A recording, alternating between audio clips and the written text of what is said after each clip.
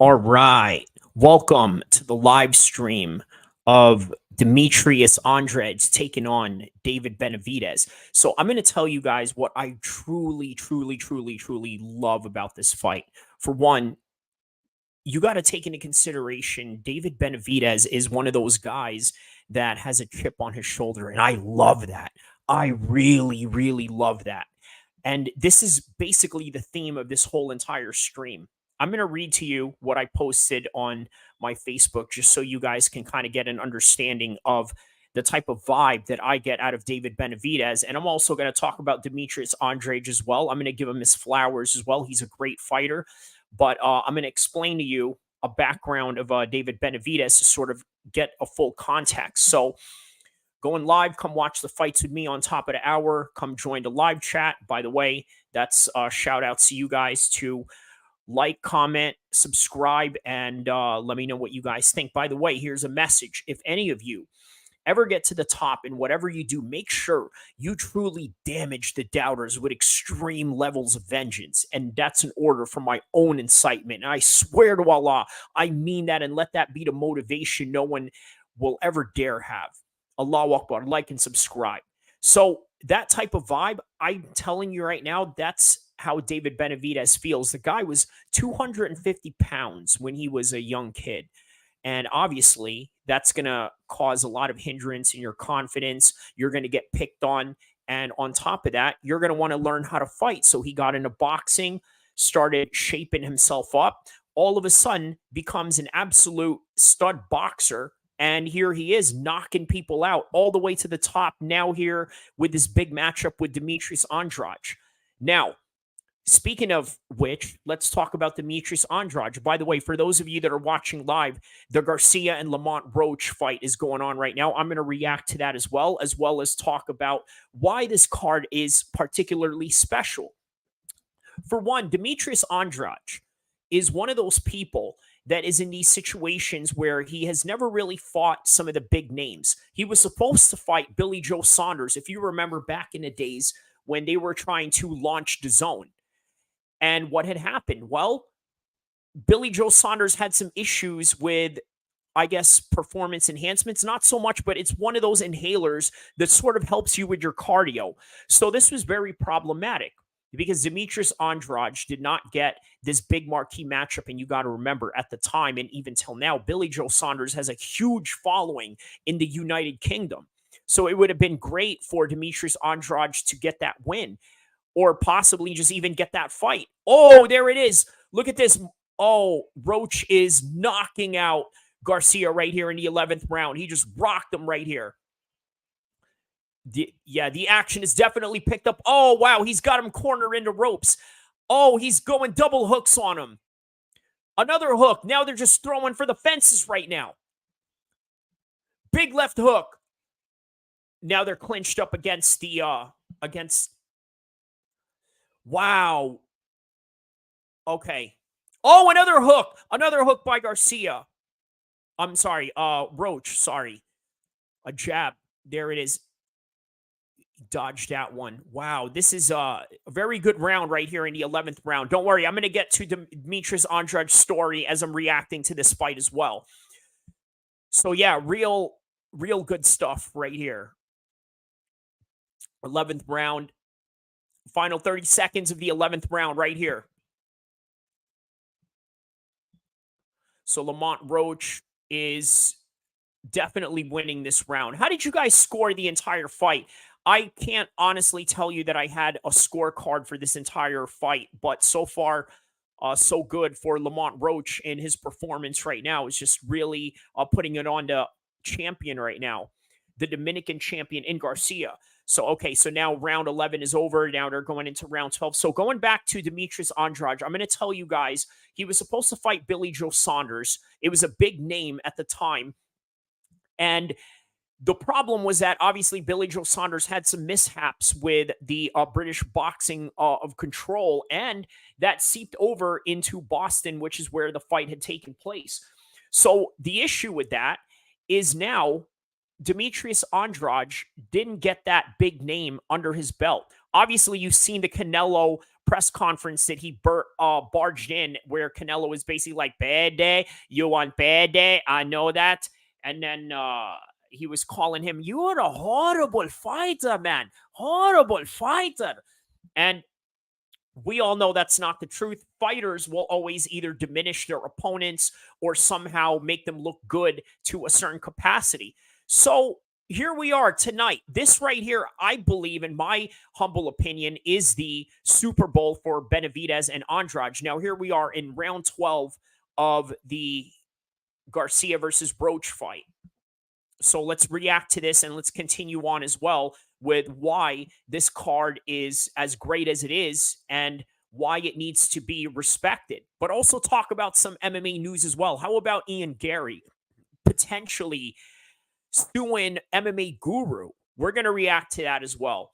How about the fact that that's the only MMA news that is going on right now because of the fact that there's no UFC up until maybe December 2nd, and then there's going to be an Apex card on December 9th. But here we are on round 12 with Garcia versus Roach as we are reacting to this fight while also talking about fight news as well. And by the way, guys, I have all the energy in the world to do all that. We can talk about the fights while reacting to this fight as well. So here we are. Garcia is just really fighting a bit of methodically here, right? Just, I guess, trying not to over push his load, but it's the 12th round, right? And you would think maybe he's, oh, okay, there it is. There's a cross right there that he just hit him with. Little 1-2 shot. Now he's got Roach sort of backed up into the corner, not so much into. Oh, wow, that was a knockdown by Lamont Roach right there. Now Tony Weeks is counting. 1, 2, set. He comes to him. I think he's going to jump all over him right now. He's going to jump all over him. No, he's not. Surprisingly, Lamont's not jumping all over him. He's sort of measuring his shots still, picking his shots right here. And now Garcia's sort of moving forward, which is quite unusual, right? When a fighter gets rocked and knocked down like that, now he's the one getting up. Kind of shows a bit of his grit and determination from the Dominican here. So, yeah, just 60 seconds left. I don't know why they don't have the timer up for the clock. I don't know why that is. It's obviously a PBC feed that I'm watching right now.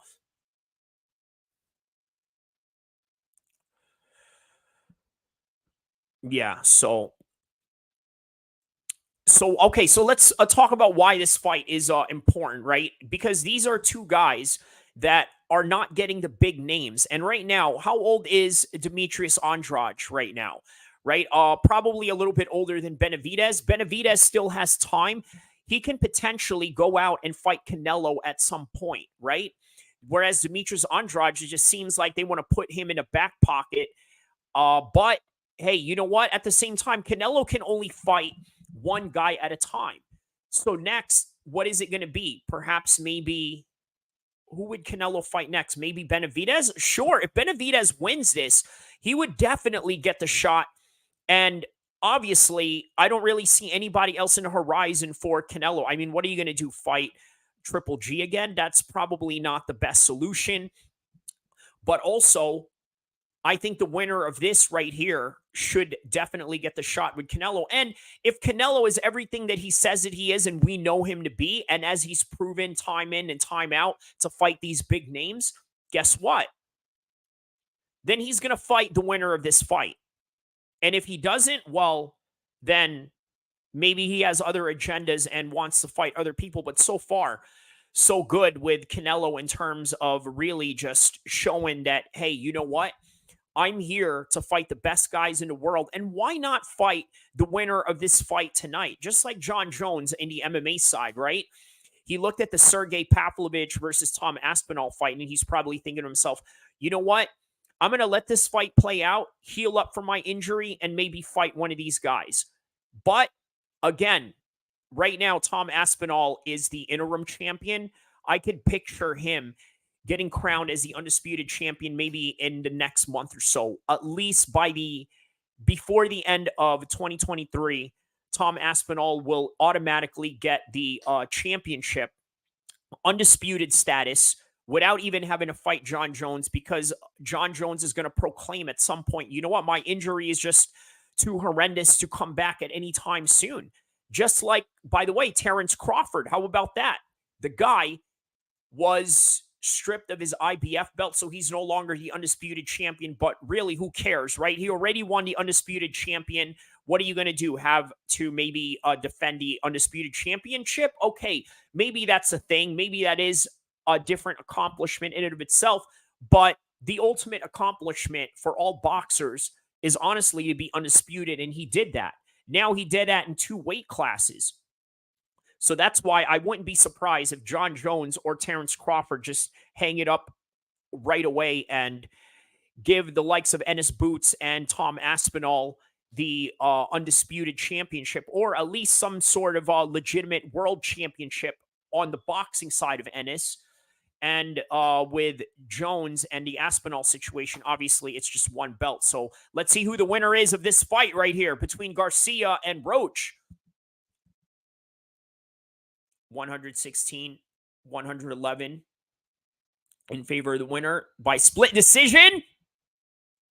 And the new super featherweight champion of the world, Lamont Roach Jr. All right, awesome. Awesome. So I know this guy has 1 loss in his record, right? Lamont Roach. And guys, forgive me. Obviously, I'm more of an MMA guy. Not a hardcore boxing aficionado.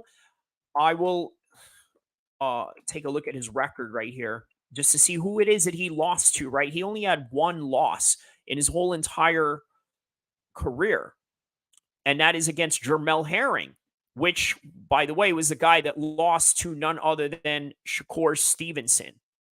Jermell Herring, former Marine veteran, was also, I believe, a combat vet on top of that, and became a world champion. So an overall warrior in his own right, in the ring and outside the ring.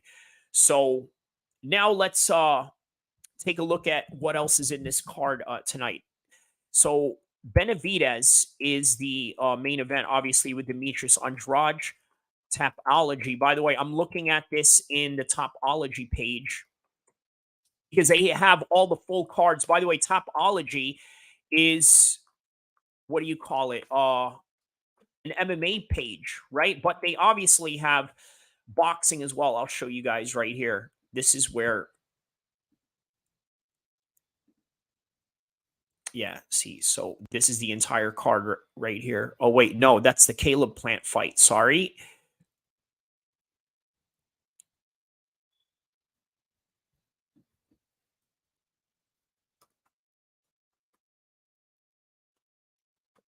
Demetrius Andrade. Here we go. This is the bout right here. Okay. So we have David Benavidez, Demetrius Andrade for the main event. Okay, so this is not in the T-Mobile Arena. This is in the Michelob Ultra Arena. Okay, so that's interesting. Okay. So I would probably assume that's probably where the old Thomas and Mack Center is, or maybe that's where the UNLV University is at. Where is this? They don't have the full card. Okay, yeah, it's fine. They don't have the full card of this, so we'll just, I guess, react as the fight goes on with the different matchups that they have. But you know how it is in boxing. We're here for one guy, and 2 guys, rather, which is Benavidez and Andrade, which in and of itself is a 50-50 matchup, right? So that's what we're here for. That's just the way that it is in boxing. They don't really have a good, strong promotion when it comes to the undercards. But you want to talk about a strong undercard, right? As we're just reacting to Lamont Roach being interviewed right now, let's talk about UFC for just a little bit. Let's take a look at the card for UFC 296. Somebody wrote a meme, something to the effect of, man, the press conference for this one is going to be wild. And you know what? How can you disagree with that? Because, man, let me tell you, look at this card right here. Look at this. First of all, you got Colby Covington, who's going to be on stage. That in and of itself is just absolute banter, okay? Once he gets on the stage and starts talking his trash and this and that. Alex Pantoja versus Brandon Royval. Okay, maybe not so much, you know, and then you're going to get some translators there. Shakhmat Rakhmonov and Stephen Thompson. Yeah, not really a big of trash talking as well, but I would be surprised if one of them gets out of character and Stephen Thompson just says out of nowhere, he's like, hey, man, you know what? Maybe you should be deported out of the United States. No, I'm joking. Obviously, Stephen Wonderboy Thompson would never say a thing like that. But nonetheless, how about Tony Ferguson and Paddy Pimblett? Mate, shut your mouth, mate. You bloody... And then Tony Ferguson's just right there. Yeah, you know, just trying to scare everyone with his randomness. You know what I mean? Just like, I don't know. You know what Tony does out of nowhere. Maybe he'll just start doing backflips on the stage just to show how athletic he is. And by the way, guys, don't forget to check out the video that I made about Tony Ferguson and David Goggins. Also, I mentioned in that video how Paddy Pimblett also did some training with the Marines down in San Diego and how that's going to affect, let's say, his overall mindset going into the fight. But nonetheless, that's the type of trash talk you're going to get. And look at this. How about Ian Gary versus Vicente Luque? What do you guys think about that whole lawsuit thing with Ian Gary and MMA Guru? Right? You got to think, what is going on in the fight world today where you got fighters suing each other, right? Obviously, it's one thing if, let's say, Logan Paul does it, because in reality, all right, he's not really in the fight game, is he? He is and he's not, right? Let's just call it what it is. He is and he's not. At the same time, who is in the fight game? Ian Gary. He's an undefeated fighter, legitimate. By the way, has a real good shot of beating the hell out of Vicente Luque. A very good shot of beating him. Okay? So this is a real fighter. But at the same time, we got to understand, man, Ian Gary is not a street kid. Okay, so that's something really important. By the way, speaking of Ian Gary, I did a bonus content on my live stream that I did yesterday regarding the PFL fight. If you guys want to check out the video, or rather the hidden stream or the hidden video that I did in the live stream of the PFL fight last night, check it out. I did a reaction to Jesse on Fire's video regarding Ian Gary and the whole lawsuit situation that is going on with MMA Guru and the lawsuit that he's trying to give towards Sean Strickland, which is crazy in and of itself. Because what is going on, right? What are fighters doing just going out there suing people? I mean, is this like just a new trend? But again, I got to tell you, man, Ian Gary is not Daniel Kinahan. For those of you that don't know Daniel Kinahan, he's probably one of the baddest Irish gangsters there ever was. This dude was the manager of Tyson Fury, Darren Till, and all these other British dudes, and among other American fighters and foreign, European fighters, Middle Eastern fighters from around the world. Daniel Kinahan had them all. But then the feds froze his assets. If you guys remember MTK Global, which was a big boxing organization and was a big funder to a lot of the other, promotions around England and whatnot. Daniel Kinahan has worked with Frank Warren, has worked with Eddie Hearn, and he's also worked with MMA fighters, which originally, obviously, MTK was just boxing based, but they also went into MMA, obviously, with Laziz, the Moroccan fighter that was in the UFC, I believe, was a big part of that particular organization. He even shouted out Daniel Kinahan in one of his fights. So, yeah, man, Daniel Kinahan is a gangster in a nutshell. That's not who Ian Gary is what I'm trying to say. He's not a gangster by any stretch of the imagination. He doesn't live by, quote unquote, the code of the streets or anything like that. This is a guy who, I mean, let's just call it what it is, right? He grew up middle class in Dublin. He didn't grow up in the parts of, let's say, Conor McGregor or anything like that. You know, he was a nice kid. He was just a nice kid that happened to know how to fight. And you got to understand, there's just people like that. You know who was like that? A guy that I trained with, TJ Dillashaw. You know, TJ Dillashaw came from a very good family down in Santa Barbara, right? He wrestled all his life, so of course he's going to be tough as a result of that. But I got to tell you, When I saw TJ Dillashaw in the training room, it was during the time when Anthony Pettis and his brother came down right after the Clay Guida fight. So after the Clay Guida fight, they came down to Sacramento, started training with us, and TJ Dillashaw was there as well. And the one thing that I noticed about TJ Dillashaw, amongst other people, was that, man, the kid was an absolute killer, right? But he came from a rich family. Okay, but still, none of that mattered. It didn't matter because of the fact that, well, let's just be honest. Some guys either have it or they don't. Now, some guys either just have it in the ring and then outside of the cage, they're just complete wimps. And that's okay too. That's just the reality of the sport. You know, these guys that you look at as your heroes in the fight world, in all honesty, many of them are just, well, how do I say this?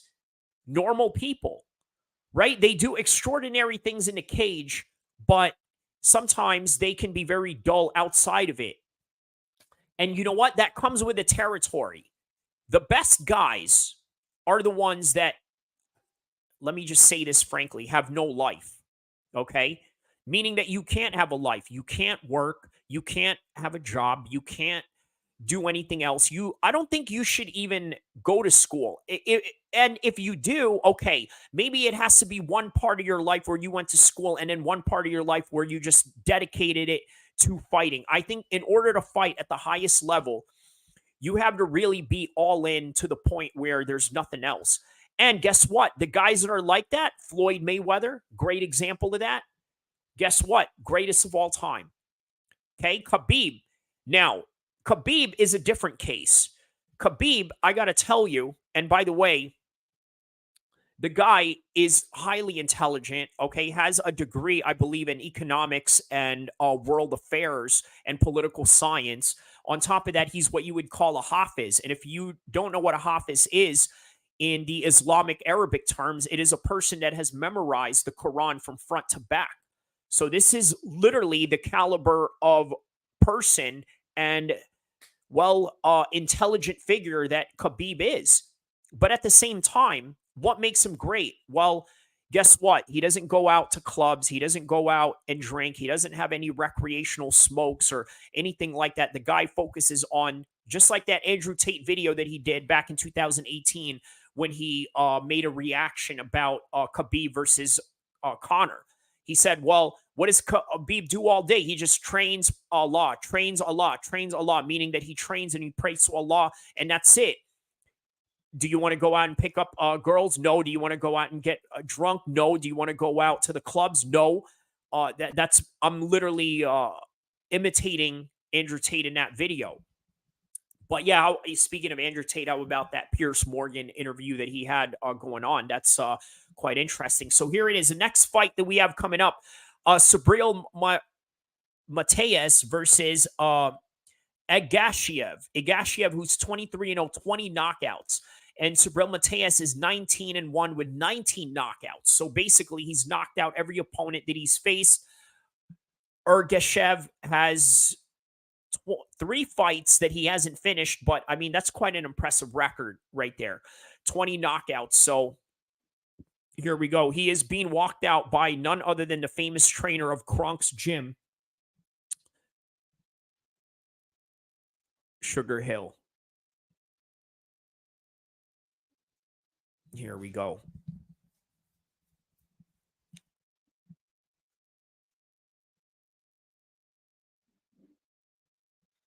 So I believe Matias is walking out second, seems to be the A side in this fight. So let's take a look at the stats. Before that fight goes on, let's take a look at the stats for David Benavidez versus Demetrius Andrade here, right? So what do we have here? We have a 6-foot Demetrius Andrade and a 6'2" David Benavidez, right? 74 inches. But if you notice, right, 6 feet tall, it's not really the tallest guy out there, right? In terms, I mean, that's pretty tall in and of itself for a 168er, but at the same time, not compared to David Benavidez. Look at this guy, 6'2". But then you look at Canelo, he's 5'8", and he's smashing everybody up until he reaches light heavyweight. But Demetrius is quite long, right? He's got long arms, long legs, which ultimately is what makes him look like he's way more than 6 feet tall. See, me, I'm 6 feet tall as well, but the reason, I mean, on video, I look like I'm probably maybe 6'1", 6'2", but I'm only 6 feet, maybe even just 5'11", but nonetheless, I have long arms, longer legs, so it kind of makes you look longer, right? And you would probably see that if you've seen some of my workout videos that I did on this channel, some MMA functional training that I did with some weights and some plyometrics, and also just some bag work that I do that you guys can take a look at on this video for just some extra content. But yeah, that's Demetrius Andrade in a nutshell. Average heighted guy, but very long reach. And obviously, you look at his reach, 73.5 in comparison to David Benavidez, who's 74.5. Now, David Benavidez, for as long as he is, he's more of an inside fighter, in my opinion. At least that's where his best work is really done. Whereas with Demetrius Andrade, his best work is, well, at range. It's what he does best. He jabs very well. He's got great amateur pedigree, was part of the 2008 Olympic team, which is why this fight is really, really going to look really awesome on a 50-50 scale, okay? Because you don't know where these guys are going to go. You don't know how they're going to deal with each other. And ultimately, that's what makes this matchup just really compelling in a nutshell. So here we go. We are now being announced. The two fighters are being in. Oh, wait, they were just walking into the entry point. Okay, so now here's Ergashev walking out. I guess that's how you pronounce his name. I believe he is of a Muslim background from what it seems. He has some prayer beads, probably from either Tajikistan or what is it? Or Kazakhstan, perhaps. One of the stands. I'll tell you, any country that has a stand, those guys, okay, they are some serious business. So Shojahan Ergashev, they said his name is.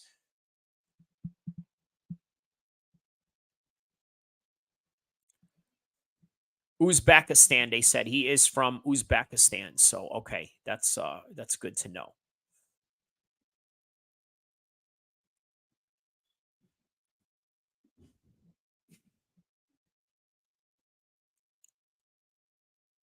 Okay, I have the full card that I just pulled up right here. I found it obviously on Topology, as you guys know. So here it is right here. The card for, what did we have earlier that night? Oh, Carmel Morton. Okay, he was in this card. All right. Oh, wait, no, he was supposed to fight, but it never happened because obviously there's no record of saying that what the decision was or what the results were of this fight. So Israel Mercado wins a unanimous decision against Wesley Rivers. Jabin Cholet wins a split decision over Jorge Perez. Alan Medina opens up the entire card against Alex Holy in a decision majority. A lot of these were decisions in the prelims. Carmel didn't get to fight Hunter. Daniel Blancas taking on Raiko Santana. Decision. That was a decision win for Daniel. Pablo Vicente versus Yakubov. That didn't happen. That was probably one of those swinger bouts. They were going to have first round TKO Vito Melechi Jr. versus Alex Cesar. First round knockout. Okay, that's quite impressive. Michael Rivera, 10-round decision over Sergey Lipinets. And then Lamont Roach, that we just saw right now, Jr., defeating Hector Garcia, winning the WBA World Super Featherweight title at a split decision. So that literally is a card. He's like, hey, salute. Hey, brother, salute. How are you, my brother? Semper Fi. Really enjoy your videos. Thank you, my brother. Hope you do like the videos, because you know what? I put a lot of heart and effort into them in terms of not literally putting my soul, but let me just say it like this, right? I heard a rapper back in 2006 named Jay Diggs. He's sort of like a Bay Area legend around here, right? So he said something to the effect of, Hey, Callie, I know what you need. Some good gangsta-ass music to go with your weed. So when he said that, I said to myself, you know what? This is the blueprint of how you should create content. What kind of content would I want to listen to if, let's say, I'm sitting down at a bar somewhere, or maybe a cafe, or maybe a restaurant, or maybe just sitting in your backyard chilling, or maybe just driving around. You know what? That's literally what motivates me to make these videos. Is like, you know what? This is what fires up my dopamine. And here we are. That's one of the motivations that I have. Semper Fi, first and last out, bro. Yup. So let me know what you guys think about the last fight, if you guys seen it, with Lamont Roach and Hector Garcia. That was great, especially in the 11th round, with Lamont Roach just really putting it on him like that. And obviously, Lamont Roach has only had one loss in his entire career, which, by the way, was to who? None other than Marine Corps former alumni and former world champion Jamel Herring. And here we are in the midst of that. So now I believe two men are in the ring right now, Subriel Matias and Ishkavav. Sorry if I mispronounce his name. Let's give him the proper justice of his name right here. Shajohan Ergashev. Shajohan Ergashev from Uzbekistan. So let's try to memorize that right there. It's a mouthful, to be quite honest with you, you know? Wow, only one loss. That's awesome. Yeah, with Lamont Roach, that was the last fight prior. But yeah, this one with Subriel Matias, I don't know much about these guys. Obviously, it's an MMA page. Forgive me, guys. But like what I was saying earlier, in boxing, guess what? We literally only come to watch one fight, right? And guess who that is? It's these two guys right here, Benavidez and Andrade, which, in my opinion, is a great 50-50 matchup, right? This is the type of matchup, if I can explain this to the MMA fans, this is a type of matchup with Benavidez and Andrade where you would get, let's say, either a big co-main event fight for a big UFC card, or a big UFC fight night in and of itself, like maybe somewhere in one of these hot locations that they want to hold an event in, maybe somewhere in China, or maybe one of these shows that they do in Europe or something like that. This is the equivalence of this fight. And by the way, this right here, yes, William, absolutely, it should be a great fight. This fight right here will actually determine probably Canelo's next opponent. So that should be fun right there, right? You know, both of these guys have a great style that could potentially beat Canelo.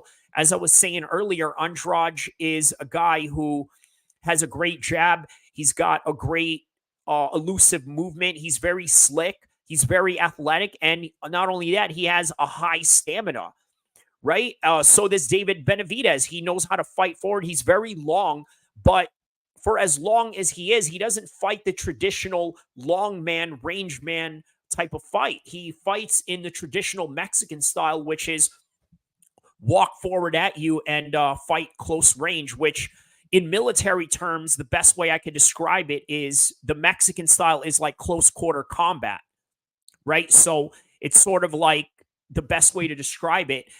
Demetrius Andrade is an M4 rifle, whereas Benavidez is more of an MP5, one of those small submachine guns that you use for close quarter combat. So yeah, that's the best way to describe these two guys in a nutshell with their fight styles. So the two men right now are being introduced, Subriel Matias and Ergashev.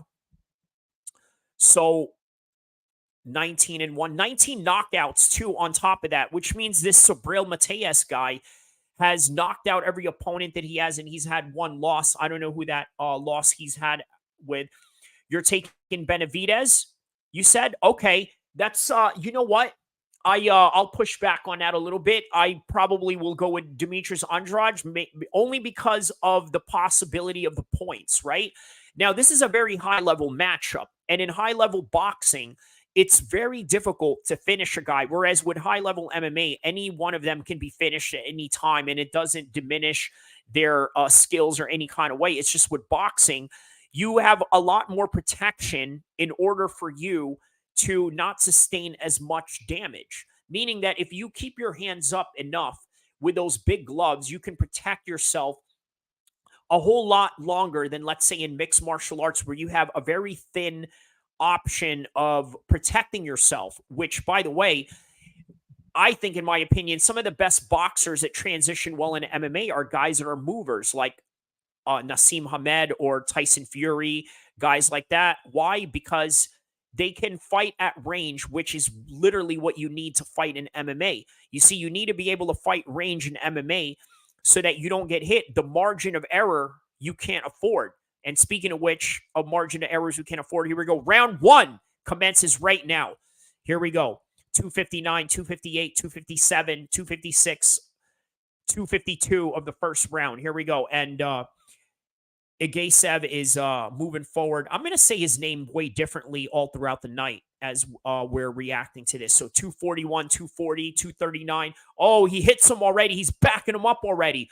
Oh, look at this. With a straight left right towards him. I'm telling you, these Uzbekistan guys, I got to tell you, Bruce Lee was king of MMA. Yes, definitely. I got to tell you, these Uzbekistani guys, right? The guys that look half Eastern European and half Asian, these guys are like descendants of Genghis Khan, right? I mean, you look at Genghis Khan, you know his history. The guy has spreaded himself all throughout the world in more ways than one. And then in came all these Uzbekistani guys, these Chechnyans, all these Kazakhstani guys. That's why even Shakhmat Rakhmonov, how about that guy? You know, he's part of that tribe of people as well. Very strong people, right? Mountainous people as well. And as you know, anybody that grows up in those types of environments are just going to have environmental factors. And we are seeing it right now. The power of this guy is just, look at that straight right, straight left, actually, in the southpaw stance. So now we're in the midway point of the first, 127, 126, 125 of the first round.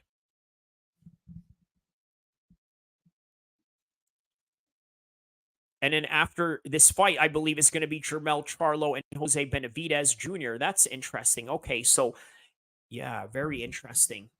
One of the Charlo brothers, obviously his brother fought Canelo not too long ago, and here we are, with him in the co-main event of a Benavidez and Andrade fight. Wow, this guy's just standing. So he's not much of a mover, this Ergashev guy, but at the same time, it makes sense because he's just got insane power. He doesn't really need to do all that moving around, right? You know, he doesn't need to do all that Tyson Fury stuff and this and that. Hope you had a great Thanksgiving. Yes, well, I don't really celebrate Thanksgiving, but I appreciate your sentiments, and I hope everyone has had a great weekend. Because hey, even if you don't celebrate it, guess what? You get a day off. You get some prices off. I guess turkey's a little bit cheaper, so I don't mind the food, right? But I mean, look, as Muslims, we don't really celebrate anything other than Eid and Ramadan. But the sentiment, I greatly appreciate and hope everyone had a great time as well in whatever you did that day. For me, what did I do? I just probably watched some fights, and yeah, that was it. I think I streamed that night for the PFL card, and that was it. It had a fun either way. Oh, there it is. Mike Tyson right there in the you know what? Mike Tyson, he said that he loved David Benavidez. I'm going to tell you why, right? My man said, holidays are hard. This year has been hell. Yeah, man, I know. May Allah make it easy on all of us, and may Allah make some blessings for everybody out there, especially through all these hard times from around the world. Things have been tough lately, but praying better days are coming. Yes, likewise, brother, likewise. So this Ergashev guy, right? It's interesting he's got silver shorts on, right? Do you guys remember the boxing game, A Holyfield's Real Deal, back in the days, right? If you remember, there was a cheat code where you could just create this guy named the Beast, right? He had like blue hair, purple hair, which probably wasn't one of the options. Oh, and speaking of which, here's Ergashev right here, just pounding away right here. in the southpaw stance. He's got his hands up as he's just pawing it at him. And then now look at this double cross right there. Okay, boom, he gets hit right there. So wow, this guy is strong. He hits hard. Look at this. Wow. Wow. And he's just standing in front of him while throwing straights at the same time. Standing really flat footed. You know what? I gotta tell you, you guys seen my training videos and stuff like that, and some of the fights that I had. I tell you, I don't like fighting flat footed in any kind of way. But man, let me tell you, this style right here is so perfect for a flat footed fighter such as himself right here. Mike Tyson was lights out back in a day. He would knock guys out within two punches sometimes. Yeah, man. Mike Tyson just had one of those insane powers, right? You know, it was like once in a lifetime type of power. But unfortunately, there were just some guys that had his number that, well, I guess just was a little bit better than him. Okay. Like Lennox Lewis was better than him. Holyfield was better than him. Buster Douglas, unfortunately, had the best of him that particular day in Japan. So here we go. 116, 115, 114 of the second round with Ergashev versus Matias. Very good fight. 19 and 1, 19 knockouts. Matias just getting sort of bullied by Ergashev. Are you guys seeing that same thing? It's just like he walks him down with absolutely no respect, right? But at the same time, Matias is also sort of standing his ground. And at the same time, it's just facts. Some guys just have Tyson's number. Yeah. And Holyfield and Lewis was just one of those guys. But obviously, you've seen how they went on to be the legends that they are. And speaking of legends, how about Napoleon? Any of you guys seen that movie yet? I'm actually going to go see that movie after this, after this event tonight. So that should be fun. Here we go. Oh, right uppercut by Matias. Okay, so now we're just started kind of seeing a chink on the armor of Ergashev here, right? You know, that style that he does, it can lend you to get hit a little bit, right? But at the same time, it just seems like this guy's unfazed every time he's getting hit, right? It's like he has this chin, which, by the way, a lot of these Uzbekistani guys, all these stand guys that come from these places that end with stand, they all have a chin. I think there's a correlation with living in the mountains and the type of environment that you live up there that kind of lends your those types of advantages for you. So that's the end of the second round. I'm going to give that 2 rounds to Ergashev. Let me know what you guys think on the scoring cards. Obviously, yeah, Ergashev has been dominating the first 2 rounds. So yeah, with Mike Tyson, right?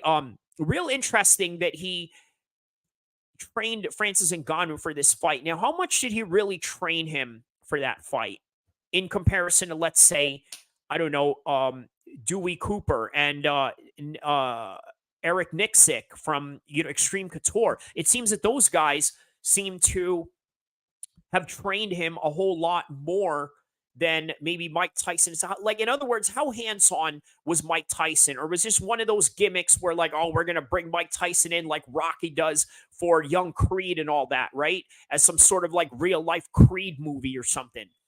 So here we go. Third round, Ergashev versus Matias, 252, 251, 250, 249, 246 of the third round. And again, he's still doing the same thing. Still, he's also very vulnerable. See right there, there's that jab right there that Matias just easily connected to.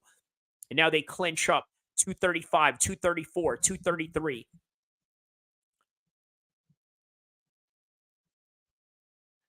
Yeah, the announcer was saying that Matias is looking to frustrate and suffocate him.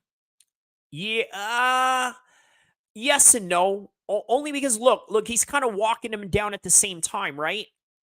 And by the way, the more that someone walks you down, that really takes up a lot of your energy, which, by the way, is a reason why you have to be in serious shape to grapple and do jujitsu, MMA, and wrestling, is because you feel that certain pressure when someone pushes up on you, and it sort of gets you tired out at a certain point. So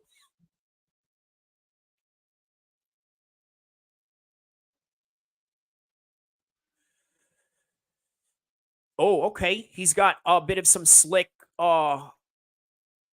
head movement right there.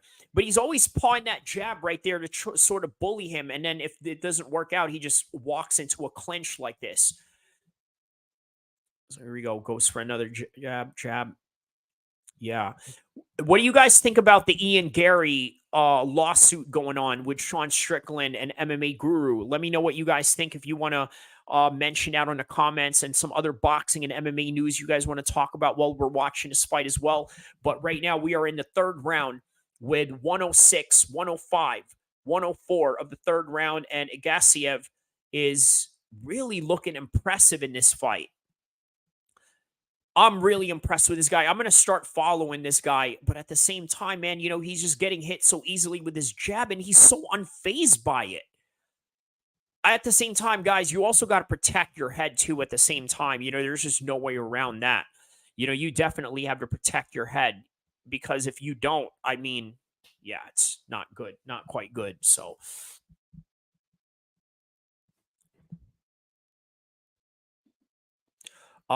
D Brown here says Dewey and Nixick did most of the training in France for the Francis Ngannou fight. Mike did offer some support, according to Nixick, on the Ariel Helwani. Okay, did offer some support. Okay, that's the language that's interesting there. Mike did offer some support. Like what? Maybe hot box the entire ring. Oh, here we go. What was going on here? Offer some help. Yeah, that's a good one. That's an interesting language there. Thank you for the comment, Mr. D Brown. Don't forget to like and subscribe, and thank you for joining me on this live chat. And so William asked here, what's going on with the lawsuit? What happened? So Ian Gary, his wife, as you know, there's a situation where Ian Gary he's a 26-year-old fighter. His wife is 40 years old. They're Well, Ian Gary's nutritionist is her former ex-husband, and they lived together. And then on top of that, Ian Gary changed his last name to Machado, so the kids in the house don't get confused, as if there isn't enough confusion to go with that. And so there's these fighters and MMA content creators like MMA Guru that were saying that his wife wrote a book on how to basically bag professional athletes, which, by the way, is a red flag to many of the guys that are in the red pill community, right? Because guess what? This is one of those things where Fresh and Fit from Myron and Andrew Tate are going to have a field day on. So here we go. Fourth round of Matias versus Ergashev right here. So 247, 246, 245, 244 of the fourth round. Will this fight go 12 rounds? I don't see how that's happening, only because Ergashev just keeps his hands down too much, very flat-footed, gets jabbed too easily in places that he could easily avoid. And with Matias, I mean, he is just in a matter of time where he's going to eat more of these power punches from Ergashev, and yeah, that's sort of what I see going on in this one right here. So, but right now they are sort of fighting each other at a very close range. And what's interesting about this is I don't think you could really box this real close range in MMA without really feeling the power, only because of the small gloves are involved. You see in boxing, as I was saying earlier, these big gloves, like right there, right? So look at Matias. He just puts his hands up like this. That's literally an entire shield in your face right there. Right? You take a look at the Joshua Clottey fight with Manny Pacquiao. That's a great example of that right there. So here we go. 130, 129, 128, 127, 126 of the fourth round. Uppercut attempt by Matias misses. Tries to back up Ergashev towards the ropes. Ergashev's using head movement while, again, he's pawing his shots into Matias there. Oh, what is this? Oh, big shot. 23 seconds left. 20, 19, 18. What is going on? Oh, wow.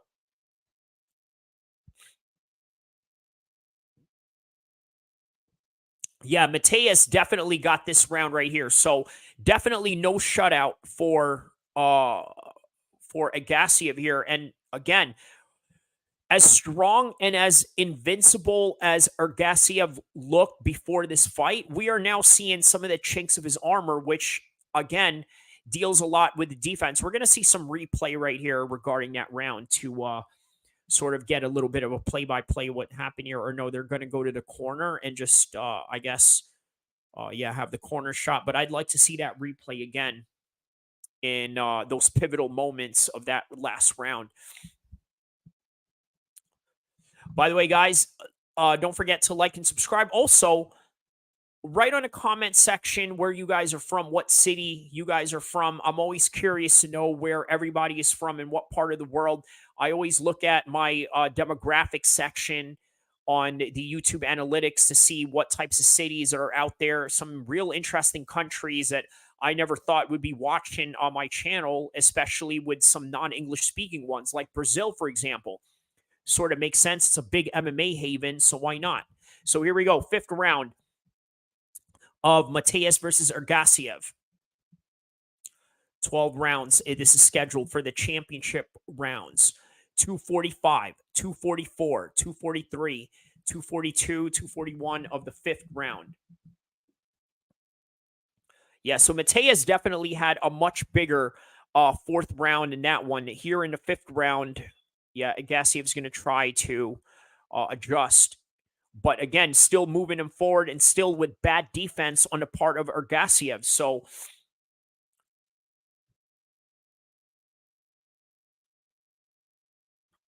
here we go. Jab, jab, cross. 1-2, 1-2. Double cross. Yeah, you know, this is interesting. The guy throws a double cross and actually does sort of. Oh, wow. Now Matias is paying off on him.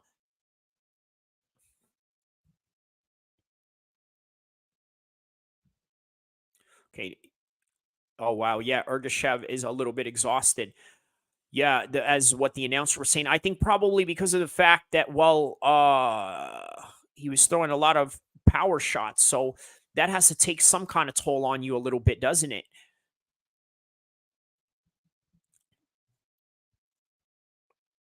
Oh, yeah. Real heavy onslaught. He's right about that. All right. Now they're just sort of clinching up on each other right now. I think this is where we're starting to see the dwindling down of uh their stamina. You know how when you're like playing video games, you see your bar go down because you're exerting a lot of energy. It kind of works in the same way, right? Which is why the UFC game has some real life dynamics in how they really measure your output in terms of how you perform in the later rounds with, let's say, less stamina as time goes on. But even with the new UFC 5, yeah, man, it's a lot more real life in terms of like the doctors can actually step in if you're getting cut too bad. Wakanda, Bud, Canada, Maple, Kush. Awesome. Oh, is that okay? Is that what you're doing in the current moment? Oh, okay. Where you're from? You're saying okay because I was asking earlier where everyone is from. Wakanda, Bud, Canada, Maple, Kush. What part of Canada are you from? What city? I've been to Vancouver a few times. Montreal. I've been there a few times as a kid. Haven't been there recently as much as an adult, but obviously a beautiful and great country. And not only that, big MMA and boxing fans as well. Probably more MMA fans than boxing. I don't know how big boxing is in Canada. I know David Lemieux is a big star out there. Who else? What is that guy's name? Stevenson. That guy that got beat up real bad at that time. So yeah. Hopefully none oh, wait, my headphones just went out of batteries for my phone while I'm watching the fight. Hopefully the fight doesn't catch any of the audio. So let me know in the comment section if you guys are able to hear the fight in the background. Obviously, I can't have it on too loud because that would be some sort of copyright infringement. And I've seen guys that react to videos that have had things like that happen to them, like Ness from the Boxing Voice. Another boxing channel that I've gone into and called in a few times just to contribute to the show the Dummies show, which is a geopolitical show. I've been on there a few times. What else have I been on? Jesse on Fire. Well, he reads my message, so he shouts me out. So that's always good. So yeah, man, don't forget to like and subscribe. So I'm out there trying to promote myself as much as I can, so I can help the page blow up. So wait, what's going on here? Hold on. What's going on here? Hold on. They waved off the fight? Oh my goodness, what happened? Oh wow, Garcia just lost this one.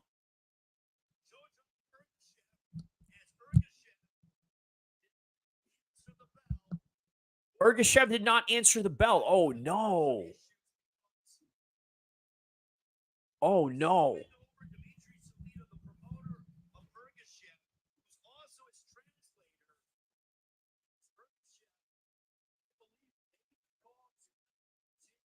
Ergashev made the call to not continue.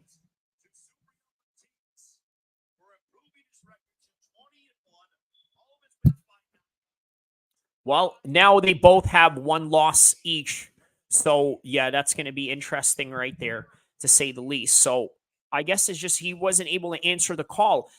Yeah, you know what that reminds me of? Like with, what's his name? Tyann Booth. You guys remember, Tyann Booth had a little bit of that situation go on. So, speaking of which, I think that's the perfect time to play that video, because it sort of relates to this if you really think about it, right? I mean, he lost because he basically didn't answer the call. So I guess, yeah, you can call that quitting in a way, right? So,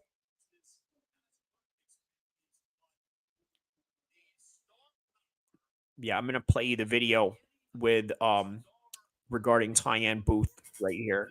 So I'm sure you guys know about Tyann Booth, like literally walking out of the ring in the middle of his fight. Well, now, currently, he's doing a live right now, right? Just pretty much trying to explain what his reason was. And a lot of it had to deal with an injury. According to him, he says that while somebody was holding pads for him, when someone throws a little fake jab at you to kind of keep you aware while they're holding pads for you, well, he did that. And apparently he took one to the eye, and it sort of affected him in a way where it made him feel insecure going into the fight. And then he also kind of talks about how he went in there and did a few little knees on the clinch positions, little short punches to kind of play a little bit dirty. But one thing that he said was that over the years, he's done nothing but drinking and smoking, and he didn't feel like he was just really ready for this particular fight. And there was a little bit of a quitter in him that decided, you know what, this is not worth it. But also, you can look at it at that, or you can look at it in a different way where, like, maybe he just wanted to get out of there because of his safety. On top of that, he was already obligated to do this particular fight, and he couldn't back out. You had all these people do all these, I don't know, hotel reservations wherever that fight was taking place. It looked like it was taking place in like some random bingo hall or some small time casino somewhere in like central England or something like that. But nonetheless, that's his reason. That's the reason why he decided he wanted to walk out of the ring. And I just thought I'd share that with you as soon as he basically came into the world and revealing all of that. Now, it sounds like an excuse. At the same time, it sounds like a reasonable thing. Let me know what you think. Just comment down below, like and subscribe. This is a short one, but there's nothing more to really.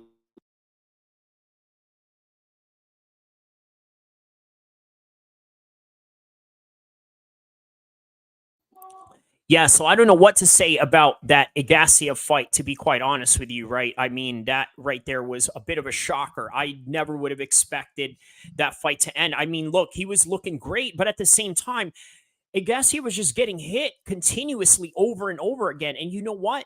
As great as your chin is, as great of a power that you have, which he probably showed that in the fight, you just can't leave your chin open out like that. And again, it may not look much in the outside and looking at it from a television screen, but in all honesty, my goodness, man, those shots add up. And when they add up, they add up to the point where, it just becomes a safety hazard for you. One of the biggest CTE causes in terms of damaging your brain is actually the jabs and the constant motion of just getting hit all the time, even if it's just like 50% shots, 60% or 70%, and then even worse when 70%. But when you're getting hit 70% with jabs, okay, in that type of hardness, 70% hardness in a higher volume, as opposed to, let's say, one shot knockout that Francis Ngannou would hit you with, or Mike Tyson would hit you with in his prime days, I would say that the accumulation is a lot worse, which is, by the way, the reason why it is way worse to jet ski. Did you guys know that? Jet skis really mess up your brain. And you know what? I've had a few trips back in the days where I've gone into, let's say, jet skiing and all that. And then I thought to myself, you know what, man, there's this new research that says this messes up your brain. So I was like, why am I going to do this? And then I'm going to compete in combat sports at the same time. What's the point? So my man D Brown here says, Oshawa, Oshia, Oshuya. Okay. So Oshuya, Canada. Okay. Very interesting. Okay. Thank you, my man. Thank you for sharing that. I love having different audiences from around the world. And of course, Canada, a big combat sports country, also a big hockey country. What is bigger? Obviously, hockey, right? There's no denying that. But let me know if Canada is sort of on the rise with combat sports. Or actually, you know what? What's bigger, boxing or MMA? I probably know the answer to that, but if boxing is bigger, then I'd be surprised, but probably not, right? I know there's a lot of good boxing gyms, a lot of great boxing programs out there. Stevenson was a big, instrumental in that. Lemieux was another Canadian. By the way, guess who else was a Canadian? Lennox Lewis. But the history will know him as a British man. But just like Benedict Arnold, he was also known as a British man. So, he was an American who was a British man, and then he was an American who became a British man. So, Lennox Lewis was a Canadian who became a British man and remained a British man and buried any other type of results that showed he was anything else other than that, even though he competed for the red and white instead of the red, white, and blue Union Jack. But that's neither here or there. Yeah. Yeah, man. Great night of fights so far, right? So let's take a look at the replay here. What did it? Okay, he was banging on Matias here, right? I'm like wondering what made him quit. So, okay, what is this? These shots that he's taking, okay, just these straight shots. They're continuously coming, rocking his head back right here. You guys are watching his replay, that jab that he's got him cornered with. Now he's got him sort of wrapped up in the ropes. And then he just wore down. Okay, so that made sense. So when the announcer was saying, like, hey, you know what? He's kind of dwindling down over here. What's going on here, right? So it's like he's sort of like falling over a little bit. And again, the pace of the fight was too much. And then on top of that, I mean, it was just, yeah, man. Just taking too many shots. You just can't do that. Yeah, you can't do that at all. You just can't do that. You can't take those shots like that. Oh, man. You guys heard of Hassan Campbell? Let me know if you guys have any. I know my man William heard of Hassan Campbell. I obviously did a video regarding that. But speaking of which, I'm going to play this video for you guys regarding Tony Ferguson and Paddy Pimblett. I want to talk about David Goggins and the truth behind him training none other than Tony Ferguson. I think it's a bad idea. First and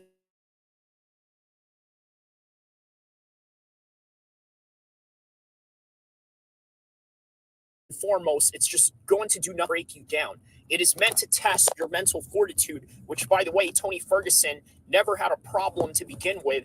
And it's not, to do anything with enhancing, let's say, your athletic prowess. Now, is there some elements of military training that requires you to, let's say, have a little bit of athleticism? Yes, obviously, with the rope climbing, the obstacle courses, and perhaps maybe even the endurance aspect of it, if you want to count that as some sort of athletic prowess in some kind of way. All of these are very helpful. However, the biggest problem that you have to understand is that your testosterone levels are going to get lowered. And not only that, you're going to be overtrained. So this is something that a lot of people really need to take into consideration when they give this entire hoorah about David Goggins training Tony Ferguson, which in my opinion is highly inconducive to what you need to do as a prize fighter and in particular as an athlete. So why is this celebrated? Well, for one, you got to understand something about David Goggins. He inspires a lot of people, and that's great. Now, who is he exactly inspiring? Is he inspiring athletes? Maybe to a certain extent. But you know who else inspires athletes? Arnold Schwarzenegger. Now, why is this important to understand? As a bodybuilder, and I'm talking about Arnold Schwarzenegger as a bodybuilder, he's influenced athletes. He's also influenced many fighters. So why is he significant in the world of, let's say, combat sports or other athletics that have nothing to do with bodybuilding? Well, what Arnold Schwarzenegger embodies is hard work in your own craft. Meaning that if your craft is to wake up every morning and do isolated training with different body parts that you work on, granted, great. That's what you're supposed to do as a bodybuilder. And you have work ethic in order to accomplish that. Now, in order to have work ethic as, let's say, a boxer, a mixed martial arts fighter, a Muay Thai fighter, a jiu-jitsu guy, these are all different elements of, let's say, training and methods that you have to do. But the mentality of hard work and dedication is all but the same, just in a different craft. So this is very important to understand. That's the reason why a lot of people celebrate this idea of Tony Ferguson working out with David Goggins. To me, I'm not a casual. I understand not just military training, by the way. I also understand mixed martial arts training, prize fighting, and getting ready for competitions. And I can tell you, being a participant of those two worlds, they're very opposite of each other in the requirements that you need. For one, in the military, you got to understand there's aspects of sleepless nights. Why is that? Well, you could probably take a guess because you're going to be doing night raids. You're going to be out kicking doors down in the middle of the night, and then you're going to have to be able to adapt yourself into using night vision goggles if needed in a certain environment, in a certain terrain. And on top of that, you have a whole group of people to back you up, which means that you're not going in there in a one-on-one situation. So this idea of being a peak athlete in a war zone may not always be the most conducive aspect of your training. But whereas with prize fighting, you got to understand one thing. It is a sport. Yes, a lot of people love to make jokes about MMA, saying that it's nothing more than a brawl, nothing more than a street fight, a glorified street fight and a glorified two guys rolling around on the ground type of thing. It's not. It's a legitimate sport that requires a certain amount of output from an athlete in order to accomplish a certain goal and a certain mission when it comes to competition. Whereas with the military, it is literally about training to be in a functional setting for a wild terrain, a crazy urban environment, a wild mountainous region, a wild desert of some sort in order to survive whatever elements that brings your way, whether that would be oppositional forces or just the natural inclinations of the environment around you, meaning that you could possibly face sandstorms. How do you deal with that? Snowstorms. How do you deal with that? Perhaps maybe even how to swim in the ocean when, let's say, there are certain currents that are in the way or certain animals that are present, whether it's in the sea, land, or air, right? So this is the generalization of military training in its basic form. It's literally designed to break you down, because if you're going to be in a situation where you're going to be broken down, you have to be able to learn how to fight through it. Now, let's talk about the possible benefits of that. Because again, we don't even know if this match is going on. They're talking about that they're canceling it because of some injury that happened. And by the way, if that's the case, who's surprised that David Goggins injured an MMA fighter that's getting ready for an MMA fight? Who is surprised? I'm not surprised, because this training is meant to break you down. Now, does it always break people down? No. But I can tell you, there's a lot of people that have not finished Marine Corps boot camp or have gotten kicked out in between because of stress fractures, because of, let's say, maybe just underlying injuries that they walked into basic training with. Either way, this is a reality in military training. But in the world of combat sports, you have to be very meticulous. Now, I was going to go into the benefits of this particular training if, let's say, this match commences with Patty and Tony Ferguson. What's good about this? For one,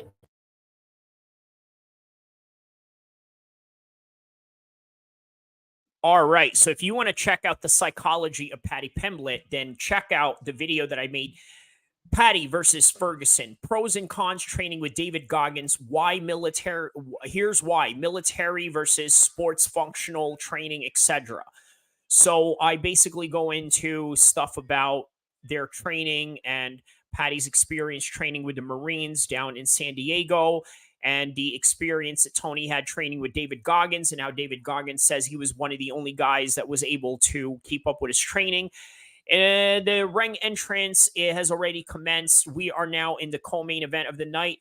Jose Benavidez Jr. taking on the undefeated Jermall Charlo, one of the Charlo twins, not the one that fought recently against Canelo, but the one that is currently undefeated. And he is the co-main event of this feature. So now the two men, I believe, are in the ring, or at least one of them is in the ring now. The entrance of Charlo is coming in right now.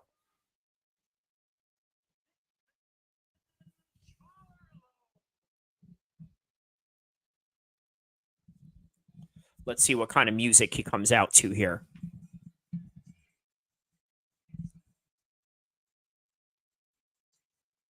Sounds like some southern rap of some sort, right?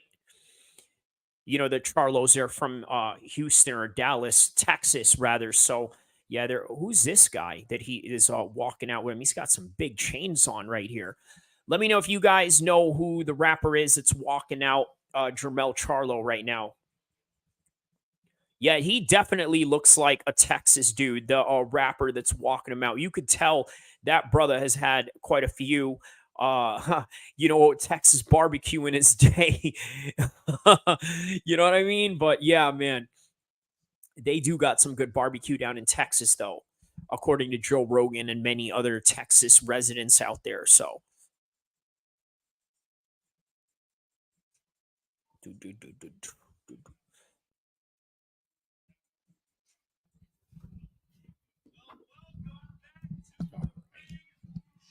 we're now just watching the entrance of Jermell Charlo right now.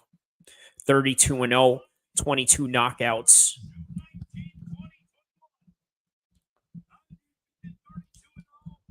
The only undefeated Charlo brother to add to that.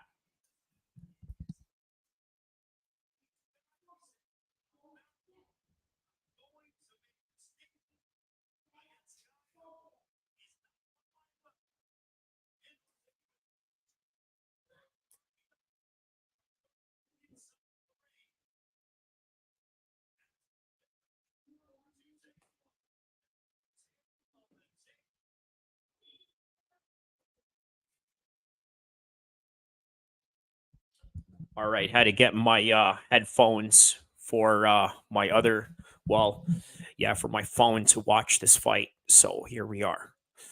So Jermell Charlo, 33 years old, 31 years old, Jose Benavidez.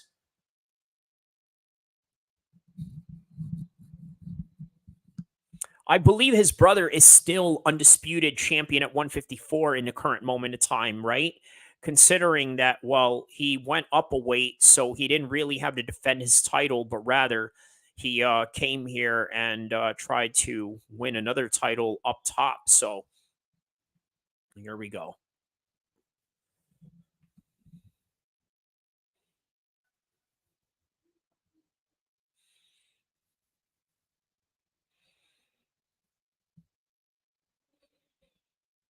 Yes, quite a big crowd for a holiday weekend, huh?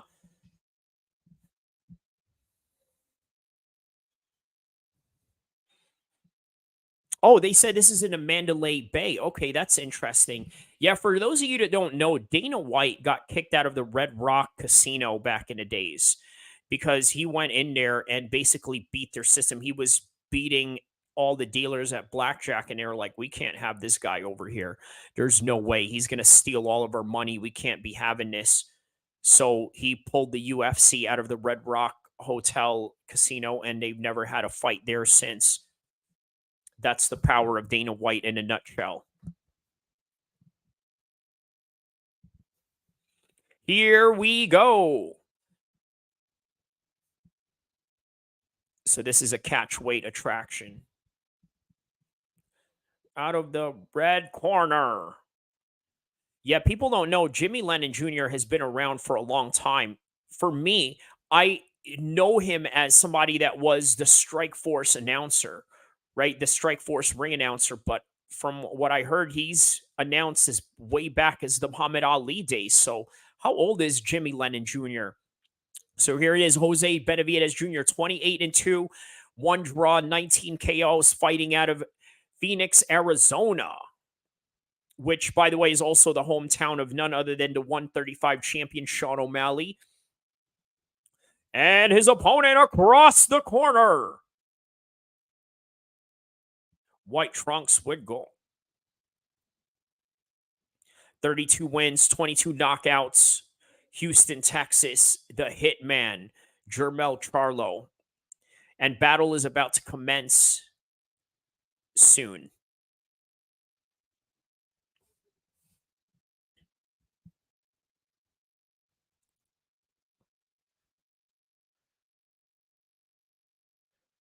This champion of the world.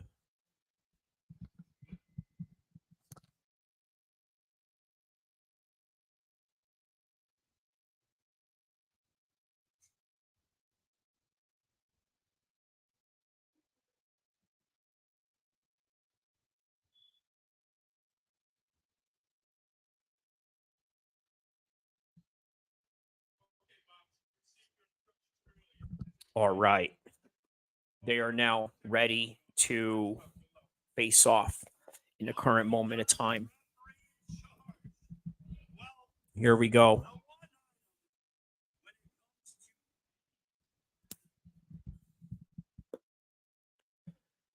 Yeah, so they say that there's bad blood in this fight. That's quite interesting.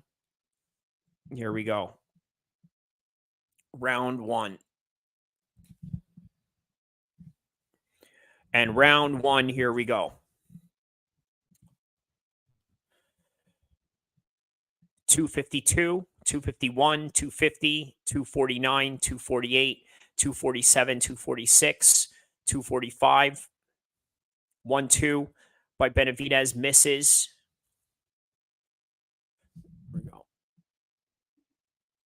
Let's go, let's go, let's go. There it is. Oh, are you reacting to something that is okay? Because I am at 227, 226, 225, 224. No spoilers if you guys are ahead, because you know not everyone is probably in the same time frame and whatnot. I am at 216, 214, 213 in the current moment of time.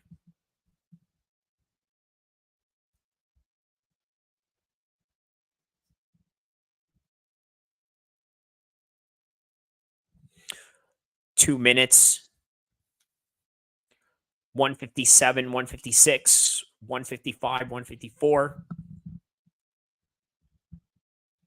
Well, I guess my man's just saying, let's go, let's go. He's just excited because it is a good fight. It's quite a good co-main event, right? I mean, as I was saying earlier, yeah, we're only here for Demetrius and Benavidez, but in reality, look at this. We got a Charlo in the card, and Benavidez Jr. is, no slouch himself. So, world level boxing at its best right here.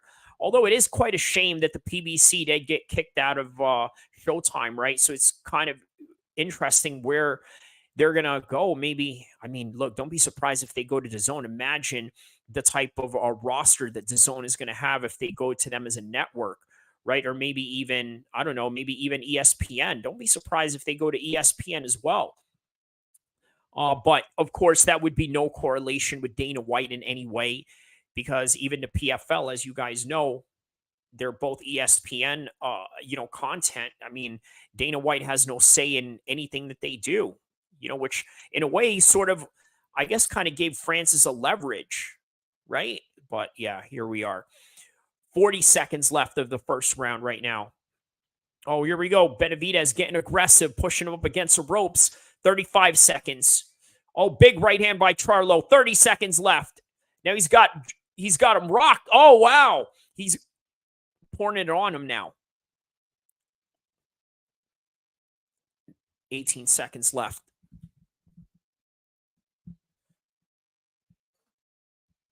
Yeah, he's like, there is no ring rust here. It's interesting how people view ring rust in a way, right? I mean, they sort of like look at it like, well, oh, if you haven't been in a ring in a while, then it's going to be detrimental for you and this and that. It's, I don't know, man. I guess it differs for different people, isn't it? So who knows, man?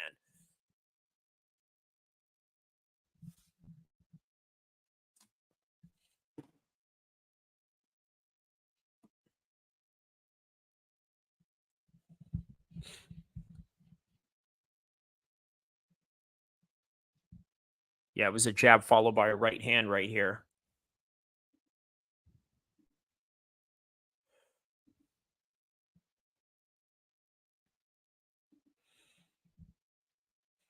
Thank you to the new subscriber, by the way. I saw my subscriber thing went up one, so that's always good. Thank you.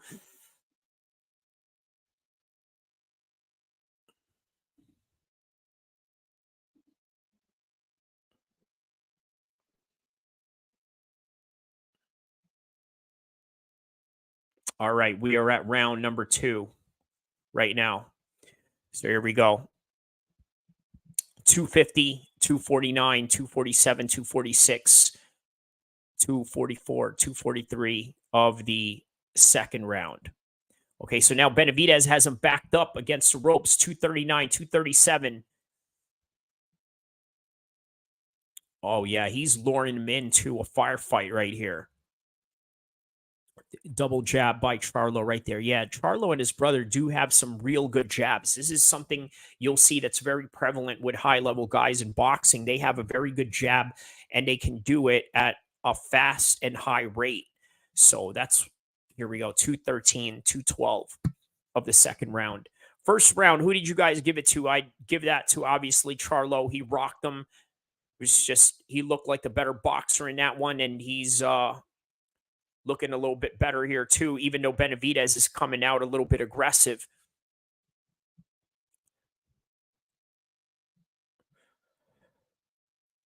And here we go. 42, 147, 146, 145, 143, 142 of the second round. And Charlo's jabbing away at Benavidez. Another jab by Benavidez.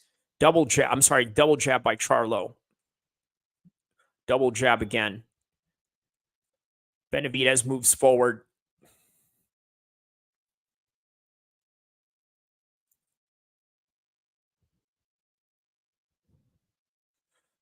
Yeah, 75 seconds left right here.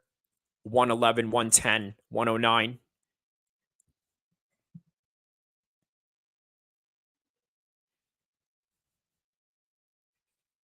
Oh, 1-2, 1-2.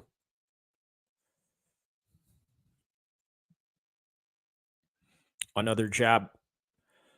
Another jab by Charlo. Yeah, Andre Ward mentioned something to the effect where you can't get bored with throwing jabs out there. And I remember Andre Ward was telling this to a group of young men that were fighting in the Boxing Contender Series back in the days, or not too long ago, rather. But yeah, it's something that Charlo really knows how to do, something a lot of high level boxers know how to do. They know how to throw that jab out there without getting bored. You know, the jab is really the opener to everything that you do in boxing. And it's a basic punch, but really it's a punch that they say can take you to Vegas. It's that old saying, right? Meaning that it'll take you to the world championships. And you see that with Charlo right now. He's doing exactly that, going from the body to the head, body to the head, body to the head. So yeah, it's good. Mayweather's really good at that as well. Is really underrated in the up down jab that he does. You know, going to the head and going to the body at the same time. It takes real explosive reactions to be able to do that, just to go from up top and then down low. So we are now heading into the third round of this co-main event of the night.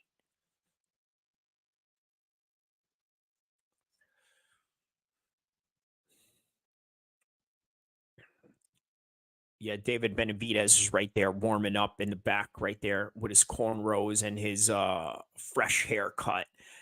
Stripe pants, I'm sorry, striped shorts and all. And yeah, just getting ready. Just looking at the screen, checking out this fight with Charlo and David Benavidez.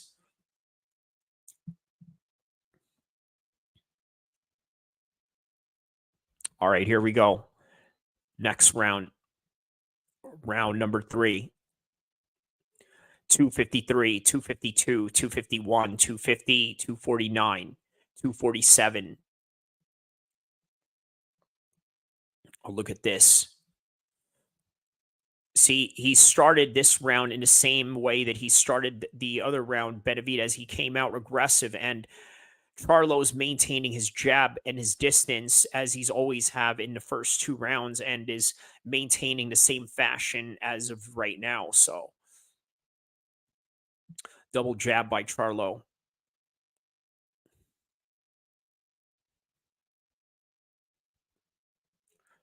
Double jab by Charlo again.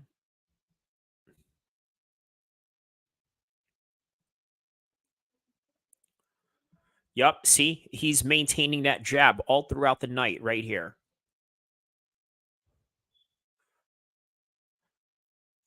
A jab and a followed by a right hand. Okay. Yeah. See, everything starts with a jab with Charlo, if you notice.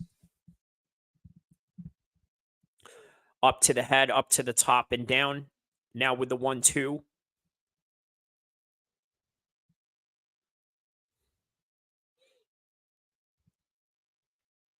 Another jab to the top.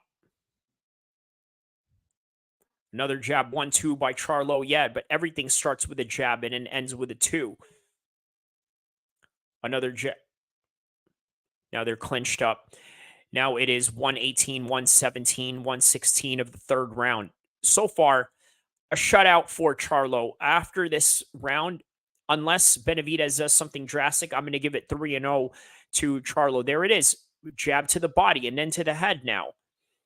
See, jab to the body and the head, body, and then with a 2 to follow. Jab in the head.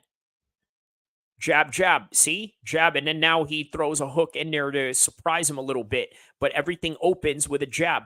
47 seconds left. 45, 44, 43. It's fighting outside, and Benavidez wants to fight in the inside. So this is basically what you're going to see and expect, perhaps, in the main event of tonight.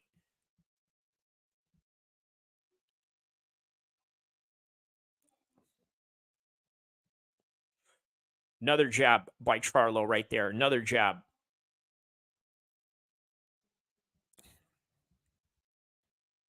Yeah, Benavidez isn't doing bad as well. He's also landing something. So jab, jab, 1-2, 1-2, body, body, head.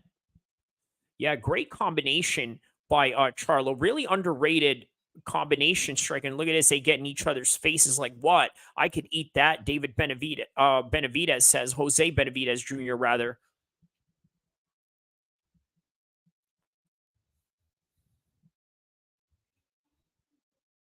Jab, jab. See? Jab, jab.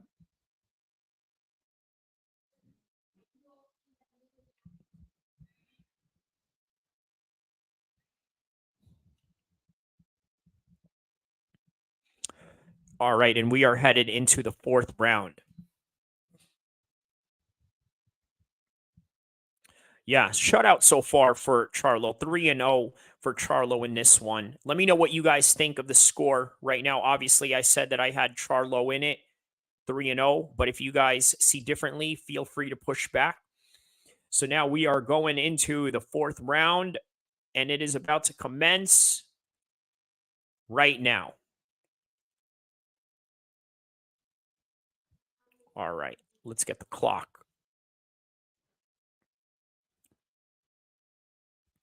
250, 249, 247, 1-2 by Charlo again. Now, I want you to notice that Benavidez is now trying to play that game a little bit. Now he's kind of just trying to throw a jab out there, playing the range game now, whereas before he was sort of trying to just close in on him. Now here comes Charlo, just moving his feet to the side, side to side as he's moving, circling around him. And then okay, good head movement by Charlo. Ooh, he missed that one. Good head movement by Charlo on that one. Real slick.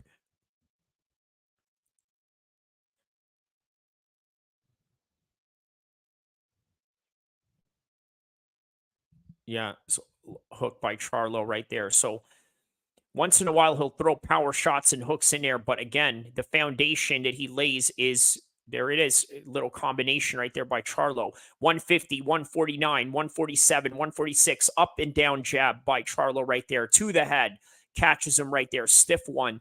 Now, oh, another one. He catches him again. You could see his head rocking back right there. Another one. Another one. Eventually, listen, guys, I'm going to tell you, I think that eventually this is going to get called. Depending on the type of damage that he takes here, I can't see any of this being sustainable for David Benavidez if he continues getting hit with this jab. See, another one, another one. But again, Charlo is using that jab to get those power shots in. And then if you notice, as time goes on, he'll start throwing those combinations just like that right there. 107, 106, 105 of the fourth round. 1 minute left. Exactly. Under 60 seconds. There it is. Combination by Charlo.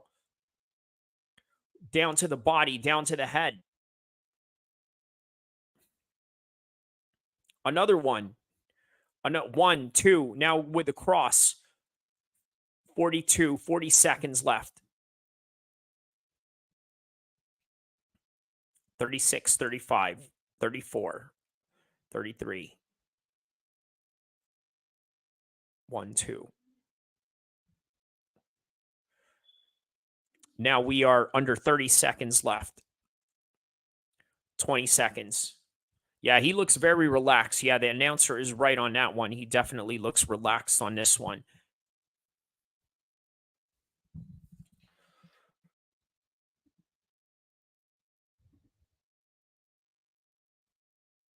Yeah,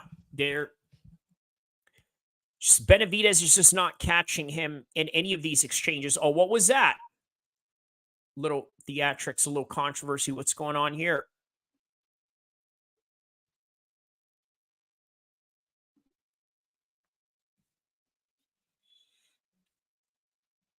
So let's take a look at the replay here.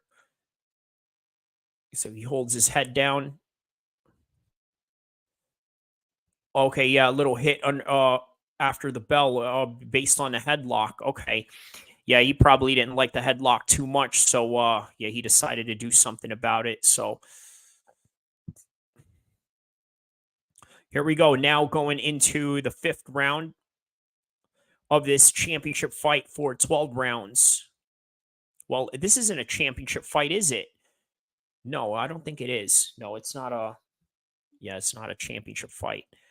The next fight is because I believe that Benavidez is an interim champion, which, by the way, the winner of that gets a shot at Canelo.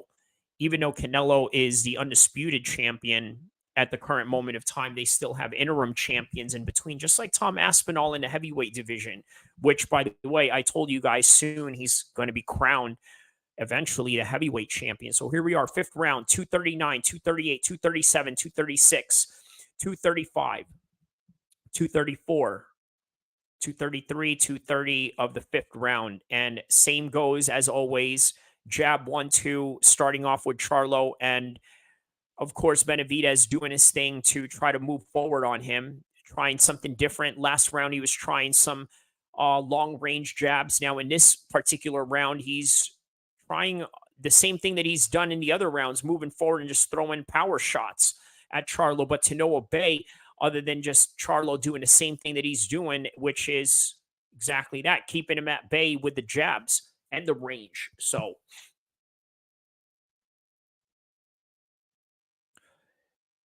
yeah, the announcer said that he's locked in. I know exactly what he means by that. Right now, what Charlo has going on is what you would call the optimal state of arousal. See, if you notice, he is in a flow state right now where everything that he's doing, it's almost like autopilot. See, he knows that he's going to jab. He knows that he's obviously going to keep him at range. And if he tries to get close like this, then yeah, I mean, obviously, okay. So, all right, this is wow. Okay, this is Benavidez's moment right here. Benavidez Jr.'s moment. Okay, yeah. So he's showing a little more offense here.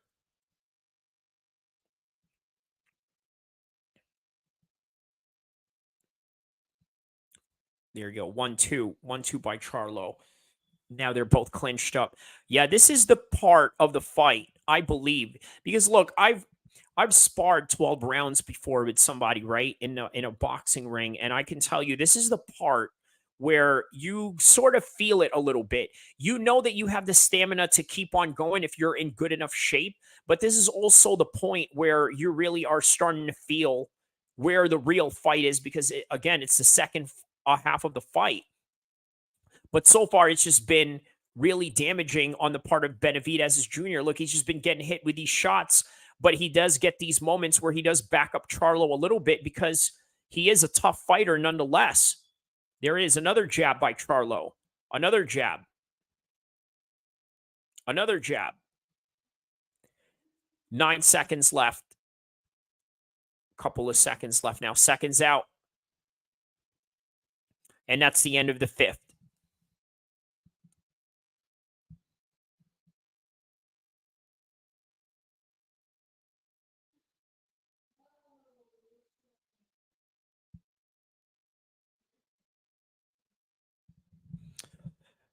Yeah, that one I definitely score for Charlo. Although, yeah, Benavidez had his moments. Here's Andrade right there, just dancing, getting ready in the back. Look at him; he's looks shredded at this weight class. Actually, looks kind of really buff at this weight class. Really strong. He's always fast. Then he looks really relaxed right now, just dancing the night away in the back with his crew in his corner. And then here comes Benavidez, a little bit opposite, just looks very serious, just all about the business, not really bothered by anything. So here we go.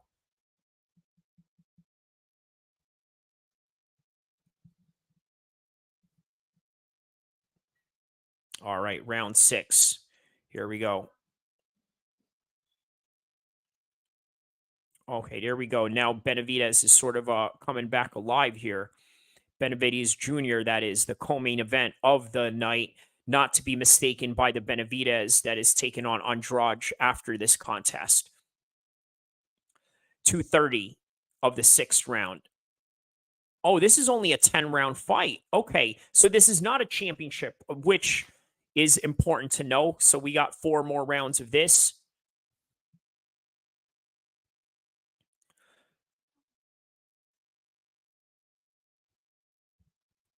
Yeah, so I think many people would have this ahead of Charlo, don't you think? Charlo is dominating this one. There goes a body shot for Charlo right there.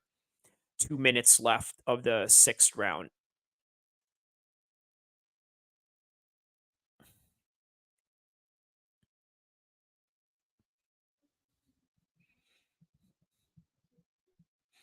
The announcer said that the factor of the ring rust that goes on with Charlo, he's trying to exploit by basically pushing the pace on him. But I think the technicality and the aspect of, I guess, experience from Charlo is sort of bringing him over in this contest. So, oh, there's a body shot right there by Charlo. 120 left in the 6th round of this 10-round contest.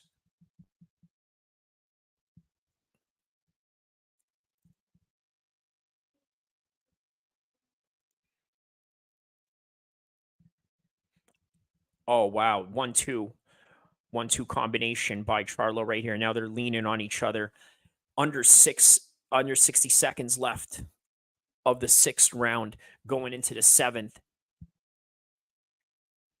Yeah, not bad for somebody that they say has ring rust on the part of Charlo, huh? He did really good here. He's actually doing very good, actually. Here we go.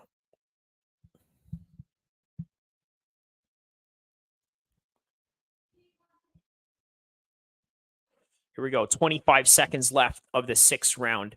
Double jab again by Charlo. Double jab, jab to the body.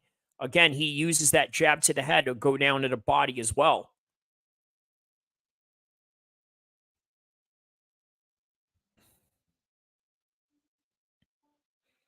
And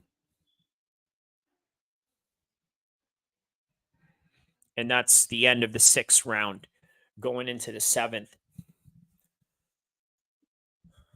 Yeah, this is pure domination for Charlo, just based on his athletic prowess, his experience, and all of that. So,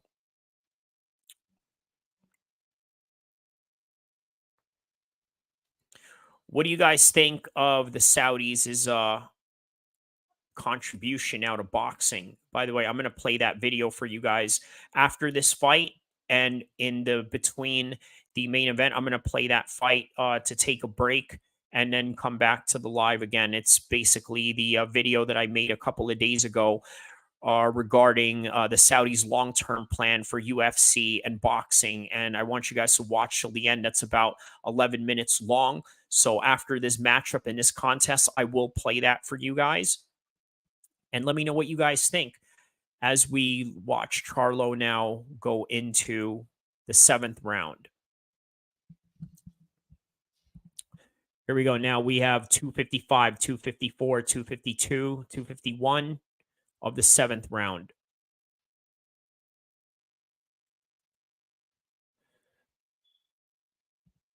Jab, jab to the body. Now they're both going jab to the bodies on each other. To the head.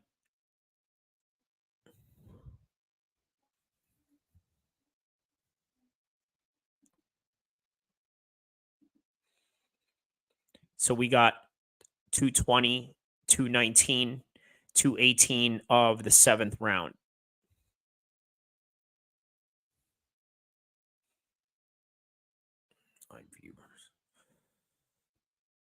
Yeah, so Benavidez is looking a bit tired here. Probably the power shots to the body may affect that a little bit. Although sometimes one wrong shot to the body will really put you out. Sort of like Rocky Fielding and the Canelo fight, if you guys remember. 1-2 combination and head to the body by Charlo.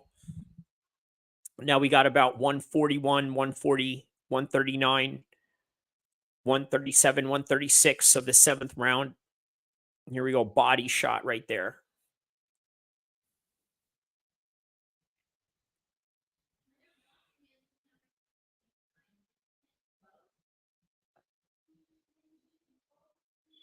Oh, there we go. 120, 118, 117, 116 of the 7th round. Oh, man. Great combination all night long. Charlo starts out with a jab, and then if he gets comfortable enough and he sees that you're just sort of laying back, he goes in for a combination. Some of it misses, some of it hits, and the majority of them are just coming from different angles as soon as he sort of hits a different, side to side movement.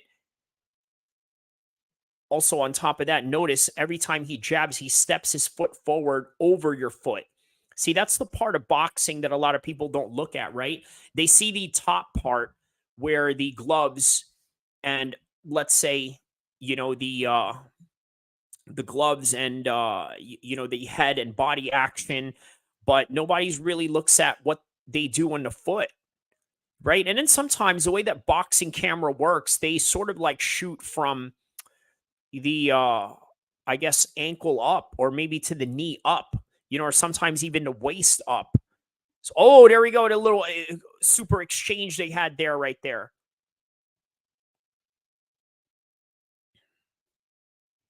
Now going into the 8th round after this one, after this break, obviously.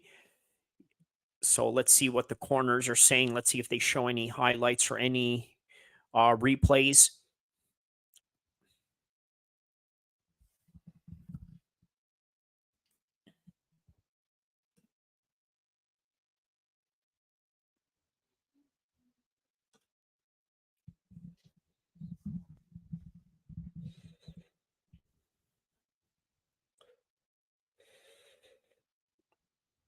Wow, yeah, he's got some serious marks on his head right now. And then some swollen in his right eye right here.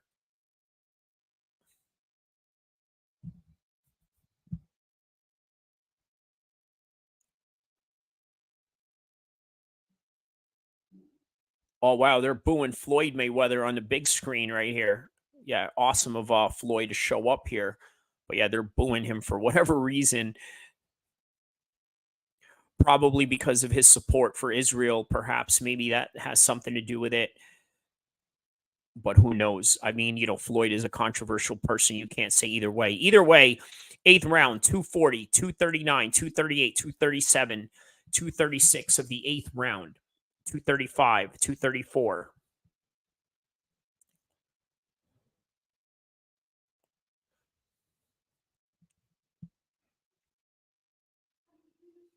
Yeah, definitely in the favor of Jermell Charlo on this one. Double jab. There it is. He steps right in there for that jab.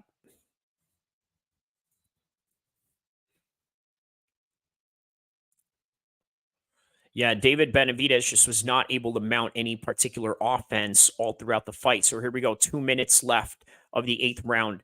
159, 158, 156.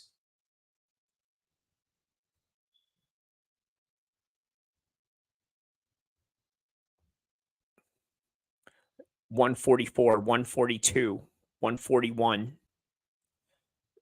Going. Now we got about 90 seconds left in the 8th round. Left hook misses by Benavidez right there. Jab by Charlo.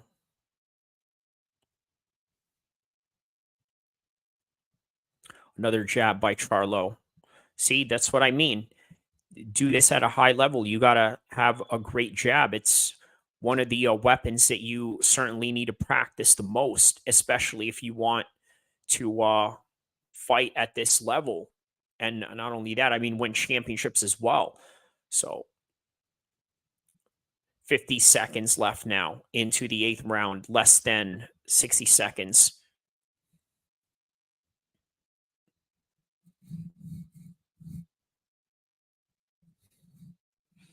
Yeah, that's a good point the announcer made, right? He said that it seems that Benavidez is turning up the intensity only at the final seconds of the round. Now, the thing is, well, I guess in the judge's eyes, that sort of leaves a certain impression, right? But at the same time, it's boxing. The other judges are seeing what Charlo has been doing the entire fight, if not the entire round, for them to score it his way in those exchanges. Last 10 seconds of the 8th round right here.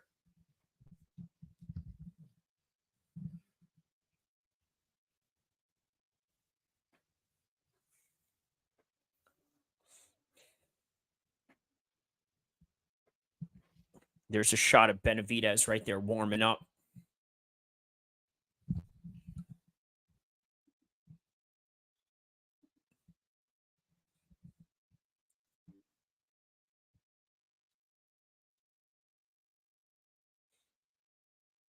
And there's Demetrius Andrade again, boo-boo himself, dancing the night away, as they say, right? He's just as if he doesn't have any worry in the world.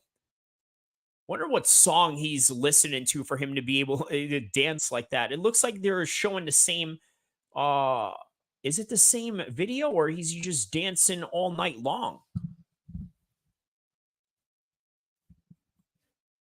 But good for Floyd for showing up and giving clout and some notoriety to this fight right here.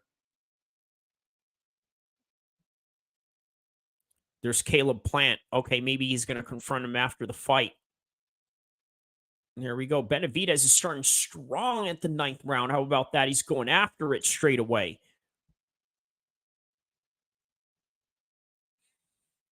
Oh, wow.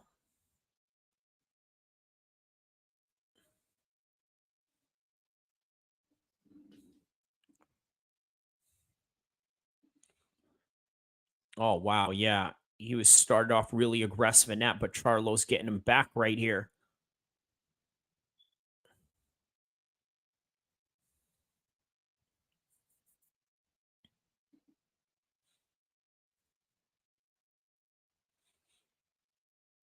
Another right hand. All right.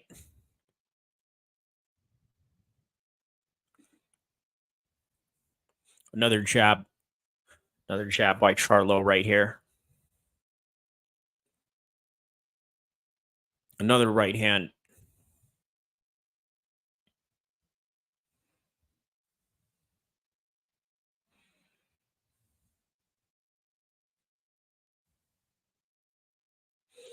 There it is. Another combination by Charlo.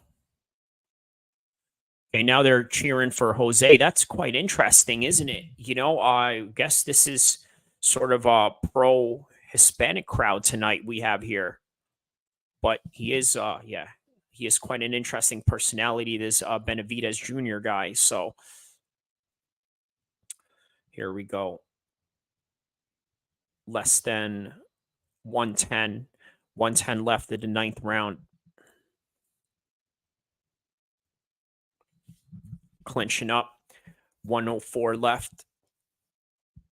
By the way, guys, don't forget to like and subscribe. Thank you for joining us on the stream, and thank you for watching this fight with us.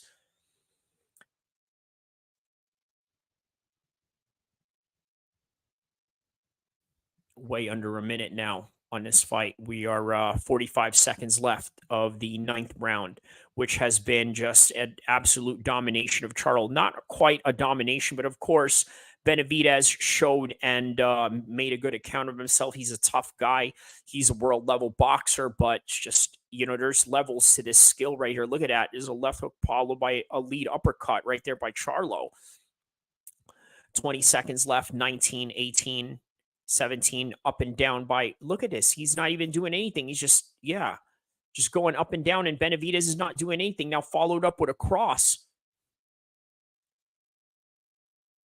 Yeah, he's busting up David Benavidez right now, and Junior's just trying to go ham on him. There it is. All right. End of the 9th round, now going into the 10th. The 10th and final round of the co-main event of the evening.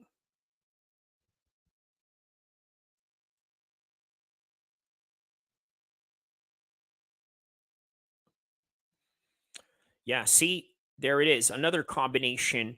I'm surprised the corner did not stop this fight. To be quite honest with you guys, they need to stop this fight right now. He has nothing to prove. There's nothing to really gain from going out there and finishing the fight. Yeah, sure, you could say that, he survived the round. He didn't get a stoppage on his record, but, safety is a must when it comes to fighters. And, well, you want him to go out there and take more damage. That's your business. I mean, it's really all up to the choices of the corners, isn't it? So here we go. But he's fighting back, though, to be quite fair, right? He is out there just putting it out there and, just doing the best that he can, but you know, this is the unfortunate aspect of it. You know, yeah, here we go. 242, 241, 240 of the 10th and final round between Charlo and Benavidez Jr. Up next is the main event of the evening. Demetrius Andrade Boo Boo taking on Benavidez for the interim WBA championship, I believe, which is a title eliminator for the undisputed championship against Canelo. So look, he's daring him to go toe-to-toe with him. But why are you going to try to lure him into a situation where he's already doing really quite good?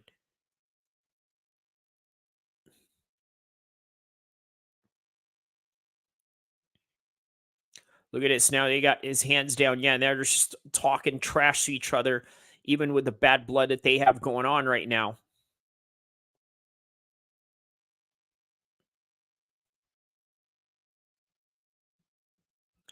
Yeah, they're closing in on 90 seconds of this fight right here.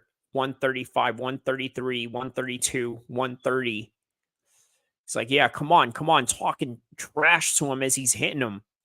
And now David Benavidez just walking up to him. Like, now they're just, I guess, both starting to lose respect for each other's defense, but who's going to get hit in the process of that's going to be really interesting, right? Look at this. Charlo's walking him down with his hands down and whatnot, just walking really arrogantly. I think, yeah, they're going to probably bring serious fireworks in the last 60 seconds of this.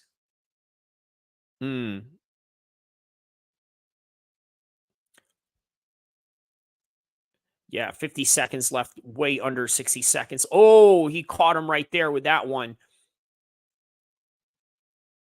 Yeah, he got rocked in that one. Now he's just standing on the ropes right here while trying to lure him in. So now we got 30 seconds left of the final bell. Oh, look at this. What is this? He pushed him while the referee was trying to push him away from the clinch with just 20 seconds left. I believe this is going to be a riot after this fight. He's look at this. Now they're going to try to throw bombs at each other for the last 10 seconds and whatnot. Now the fight is over. Are they going to shake hands or are they going to keep going at it? No, the referee and the commissions are breaking them up as they should. So yeah, that's quite a clear domination for Jermell Charlo right there. We're going to come back for the reaction to that one. For now, I'm going to play this video for you guys. I'm going to take a quick little break. And Arabia is now becoming a powerhouse in the world of professional mixed martial arts and obviously professional boxing. In the recent times, they had the press conference for the Day of Reckoning, that big, huge card with all these heavyweight names and top-level names, such as Bivol taking on Arthur, and the list goes on. Then you have Deontay Wilder taking on Joseph Parker, which on any given instances would have been really hard to make. Obviously not impossible to make Parker versus Wilder fight, but difficult in the circumstances that the present day boxing business can really just create barriers and challenges along the way when it comes to trying to sign these guys. Then you have Anthony Joshua. He is taking on Otto Wallin, which is a great fight. Obviously not the fight that everybody wants to see. And then you have, who else do you have in that card? A whole bunch of names. Philip Hergovich is in that card. Who else? I believe they were trying to put that Chinese guy, Weili Zhang, but that just never happened. Somewhere down the line, they will. And then you had Tyson Fury and Alexander Usyk in their press conference, which showed you a little bit of the entertainment side of Tyson Fury. And, of course, stepping a little bit out of character to basically try and persuade Alexander Usyk to be scared of him, to be afraid of him, to be a little bit worried. And of course, Alexander Usyk is looking at this guy like, do you have any idea what my country is going through right now? We're going through war, bro. There's nothing you could do that can possibly somehow scare me. So that's the demeanor that both of these guys are having, and it's entertaining and it's great. Not only that, it really solidifies the Saudis as a big player in the world of combat sports. And by the way, not just boxing, but obviously, as I mentioned earlier, the world of professional mixed martial arts, which is none other than the UFC. Now, let's face it, when we talk about the UFC, we are literally talking about a company that has a monopoly over everybody else in the entire game. However, the Saudis have so much money that they can literally create their own league and rival the UFC in the way that WCW has rivaled WWE back in the Monday Night Wars of the 90s wrestling days. They can absolutely do that. But will they? Well, the answer really relies upon what the UFC wants to do. And if you really want to put it down like that, understand this. The UFC would rather put themselves in a position where better to join them than rather try to compete against them and not having any luck in terms of, let's say, re-signing some top fighters. Now imagine if Conor McGregor decides tomorrow that, well, you know what, my contract is up, so I'm going to sign with somebody else.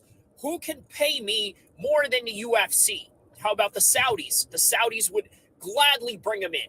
Just like what the PFL did with Shane Burgos and Derek Brunson, who, by the way, was supposed to fight Roman Dolezzi, the Georgian 185 fighter, in the latest Abu Dhabi card, which, by the way, never happened because guess what? The contract terms with Derek Brunson and the UFC just never came about. The other league offered him a little bit more money. So you can imagine when these fighters hit that crossroad of their last fight in their contract, you better believe that, well, the Saudis can easily go in there and sneak right in and take it from them. But that's not what they're going to do, because the UFC has now this mentality of if you can't beat them, join them, which is what I was trying to convey early on. They can't beat the Saudis. So what they're going to do is, you know what? They're already a big name. The Saudis can use them based on whatever it is that they want to do. They can throw some money in there, give a few guys the bonuses, give a few guys extra salaries on top of what they're already making, maybe make the venue look even better than whatever venue you would see a normal UFC card in any given city, or create some sort of show around it. But obviously, you know that the UFC is very stiff in the way that they, let's say, market themselves. Not stiff, but more like plain. Meaning that you look at in 2005, what was their music in their opening pay-per-view from 05 till then on? It was Face the Pain, a heavy metal song, right? Very plain, doesn't really have a lot of extravagance to it. Whereas you look at other leagues, such as the NBA, the NFL, the NHL, all the other Premier League soccers, La Liga, whatever type of professional sports setting there is out there, they got all types of music like hip-hop, pop music to try and attract the mainstream crowd, whereas here with the UFC, they just had a heavy metal music, and that was it. And then with the entrance music, if you're not talking about Conor McGregor being walked out by Sinead O'Connor or Chad Mendes, our very own Chad Mendes here in Sacramento, who fought Conor McGregor and walked out to Aaron Lewis's Country Boy. By the way, done live, among other things. The Saudis can fulfill something like that, but at the same time, the UFC never really had the type of ethos to somehow make these extravagant shows. Rather, they would just like, hey, here's your entrance music, go out there to the cage and fight. That's it. Nothing more, nothing less. Obviously, Izzy has had a few grand entrances as well with some dance routines that he's done. He did an Undertaker walkout one time, which was great.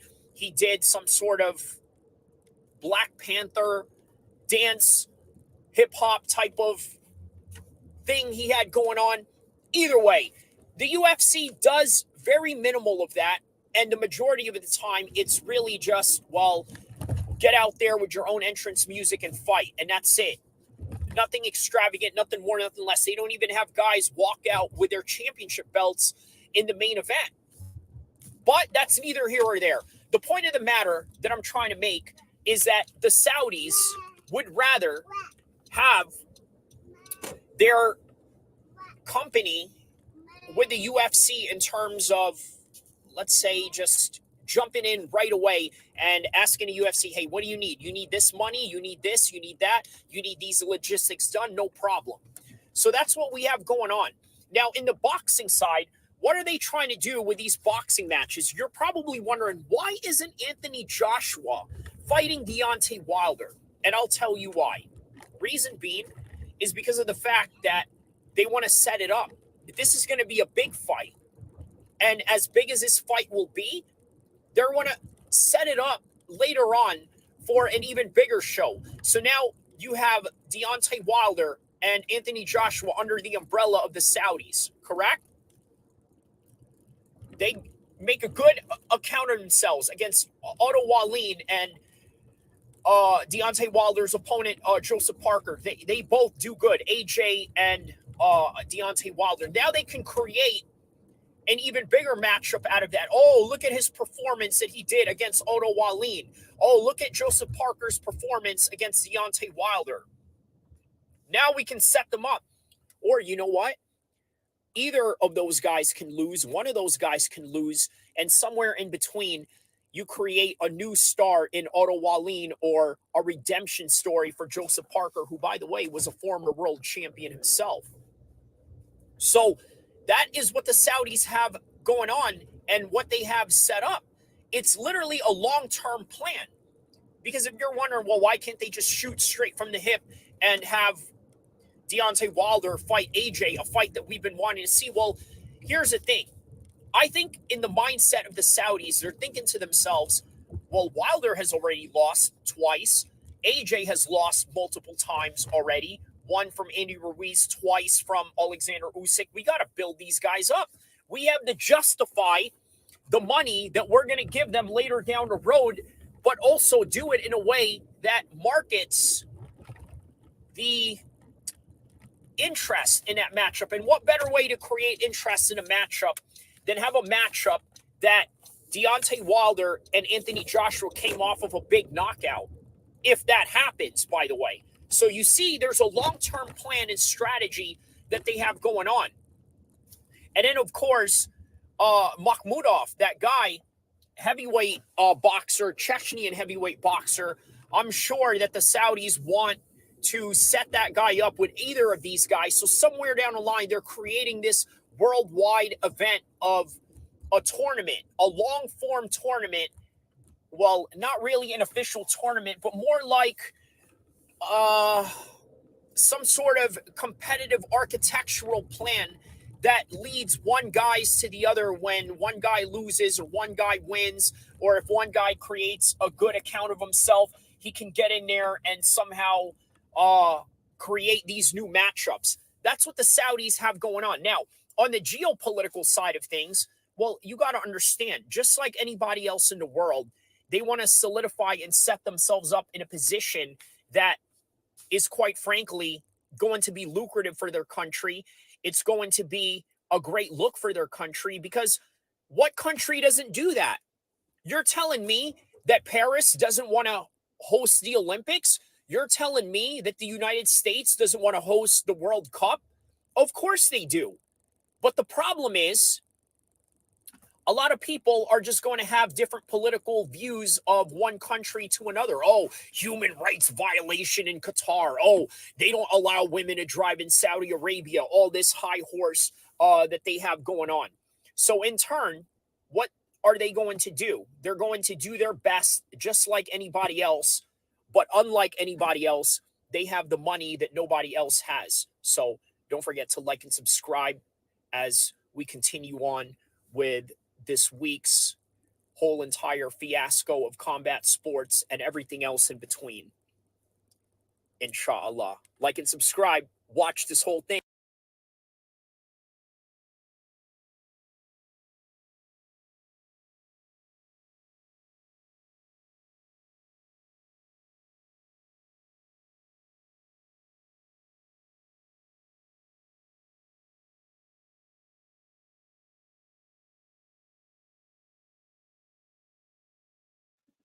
So that was quite a good touch on the part of Charlo and Benavidez Jr. hugging out after the fight. There was a lot of bad blood that seemed to have happened during that fight and the lead up to it as well. And it's great that they were able to, I guess, piece it out at the end, right? That's what the sport is all about. You know, even with Colby Covington and Kamaru Usman, you guys remember that fight? My goodness. The second fight was where they really showed and broke character, especially with Colby Covington. We all know Colby Covington is this insane character that's just saying a bunch of outrageous, outlandish things to try to shock you, to try to get under your opponent's skin. But by the end of the day, he shook hands with Usman and he said, "Hey, I did this to help provide for you and your family and for myself, and I hope that you enjoy it." So it was quite nice. It was quite nice to see that. So that's literally what we got from Charlo tonight. But now the main event is just starting out right now. They are getting ready for the entrance right now. The guys are in the back, so we are ready to commence with this main event for the night. So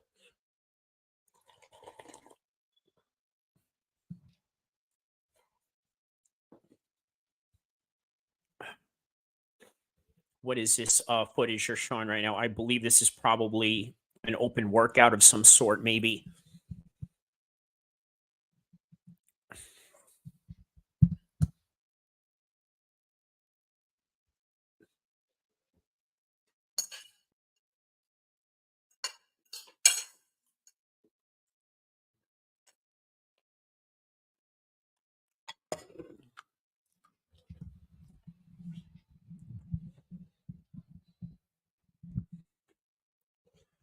Yeah, so we're just waiting on the entrance right now.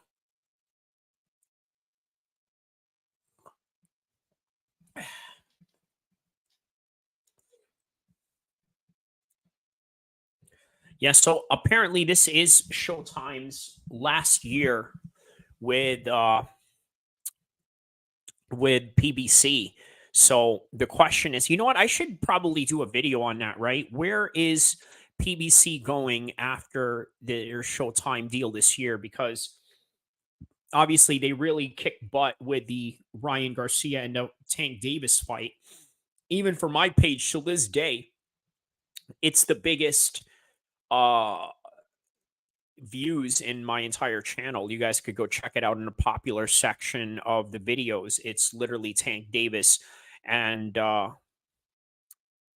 Tank Davis and Brian Garcia. So unfortunately, they came a little bit too late. Right now, Showtime was like, "Nah, we're good." Because over the years, what was PBC doing? Well, what they were doing was trying to put together this undefeated streak for many of their guys, right? They didn't want to put their guys in a risky situation straight away. I mean, obviously they had fights like Danny Garcia and Sean Porter and things of that nature, but overall they just were not the high marquee matchups that we were all looking for, right? Like for example, Errol Spence Jr. and Crawford took a while to make, right? It was something that we wanted to see as far back as maybe 2018, 2019, maybe even way further than that. But it never happened. So until it happened and it became too late, and this is why PBC is in the situation that they're at right now, unfortunately. So this is another one of those attempts. But look, in all honesty, this particular fight, this particular attempt of a fight that they are making, it's being slept on. Benavidez versus Demetrius Andrade is a very slept on fight. And I'm going to tell you why. Because a lot of them don't know who these guys are. They don't know who David Benavidez is because he's an upcomer. He's 26 years old. Now, what about Andrade? He's 35 years old. He's been around the block. He's been here. He's won championships. What is going on? What is going on? Well, what is going on is the fact that no big names really wanted to fight him. He tried to burst into Canelo's press conference to try to get a shot. Canelo dismisses him, if you guys remember. He tries to fight Billy Joe Saunders. Billy Joe Saunders fails a drug test. And it was a great UK versus US type of matchup. It was definitely not a Willie Monroe versus Billy Joe Saunders type of fight. I mean, the way that they marketed that fight, yes, UK versus US, it was brilliant. They even had Demetrius Andrade dressed in some colonial outfit as a way to be some sort of anti-British red coat of some sort representing America, right? And in that fight with Billy Joe Saunders never happened. So right now, here's Benavidez, a big name that a lot of people know. So what's great about this? Well, the fact of the matter is now Demetrius Andrade gets to really claim a name under him. And Benavidez, if he wins, the stake is it's able to get him closer to the Canelo fight because guess what? Every single one of us, including even Mayweather himself, is calling for the fight between Benavidez and Canelo. So if they are all calling for that fight, and Benavidez wins, this is the perfect lineup. Andrade right now, he is in a very, very, very, very dire situation in his career. He should be a lot higher than what he already is. I mean, he is a former world champion, but we're talking about notoriety. Look, I'm going to tell you, being a world champion doesn't mean anything in boxing. Look at Jake Paul. He's actually trying to be a world champion, but guess what Jake Paul has to do in order to do that? He has to go out and fight this guy named Andrade. I don't even know what his last name is. This guy that he's fighting up in December. He's a 10-1 fighter. But guess what? He's having a hard time selling tickets. Now, you can toss that up into the holidays. That could be a factor. By the way, Demetrius Andrade is walking out right now, but I will continue this conversation as the walkouts are happening right now. So let me just react to this walkout right here. So yeah, now this is a do or die situation for Demetrius Andrade. He is now in a situation where this is the last big name that he can have as an undefeated fighter. And if he doesn't beat him, well, then Demetrius Andrade will never get the big names ever again if he can't even fight and beat David Benavidez tonight. And David Benavidez, you know what situation this is for him? This is a Tom Aspinall versus Sergey Pavlovich situation. Yeah, that's literally how I compare it. Why? Well, think about this, right? Demetrius Andrade is the old foe, the older dog. And unfortunately, he's the older dog that nobody knew is the older dog. If you guys know what I mean, if you guys know and understand boxing, you know exactly what I mean when I say what I just said. Now, with Benavidez, he is a top prospect coming up. Again, like Tom Aspinall. He just has to beat the old dog, and then he gets the legend. Canelo and John Jones in this particular story and metaphor that I'm trying to explain to you guys. So here comes Andrade right here with a bunch of WBO belts and one WBA belt. Is this David Benavidez that's being walked out, or is this Demetrius Andrade?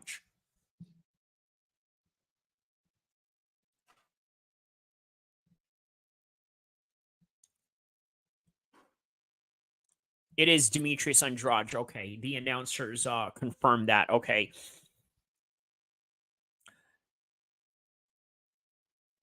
Yeah, it's got a bit of a Caribbean vibe to the music that he's coming out to. Yeah, he does definitely look relaxed.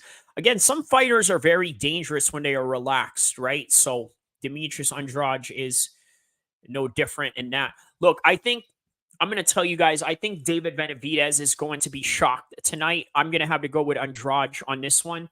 I know my buddy up there earlier. Where's William at? Right here. Let me know if you're still here, William. He said that he was taking Benavidez earlier. Well, I told him I kind of pushed back on him. I'm going to tell you guys why. And by the way, I didn't make a prediction video for this one. So since you guys are here live watching this now and maybe in the future, I'll give you a live prediction right now. And I'm going to give it to Andrade by decision. Both of these guys are high level. It's hard to knock out guys at this level. Both of these guys are not knocking each other out in this fight. Maybe they'll knock each other down, but knock each other out, that's not going to happen. So Demetrius Andrade is more of the technical fighter, more of the experienced fighter, has a higher amateur pedigree. He's going to jab his way into victory in this one. That's my official prediction. Let me know what you guys think. Don't forget to like and subscribe, but also let me know how you guys see this fight. That's my call. That's my pick. My man William here has David Benavidez. Let me know your call. I'll simply place it right up here on the screen for everyone to look at. And we are now just awaiting David Benavidez's entrance into the ring.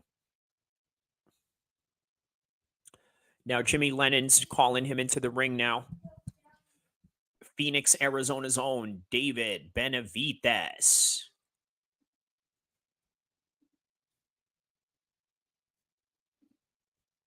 El Monstro.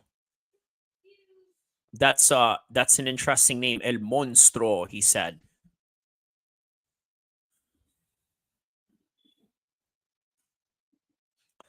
Here comes David Benavidez now.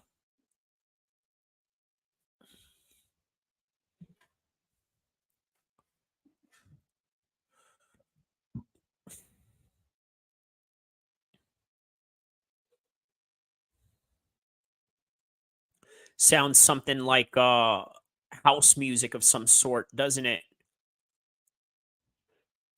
Dun dun dun dun dun dun dun dun dun dun dun dun dun dun dun dun dun dun dun. I didn't think he would walk out to a music like this, to be quite honest with you. I sort of was hoping that he would walk out to some hardcore rap music of some sort, you know, but I don't know why you know what? I had this thought in my head that David Benavidez was from the East Coast. Maybe because I thought he's Puerto Rican. He's not. Obviously, he's a Mexican American, right? I mean, one can argue that's not even really a real Mexican. Some say and argue that that's an American. By the way, if you guys don't remember, this was a kind of the argument that Verdum had with Cain Velasquez.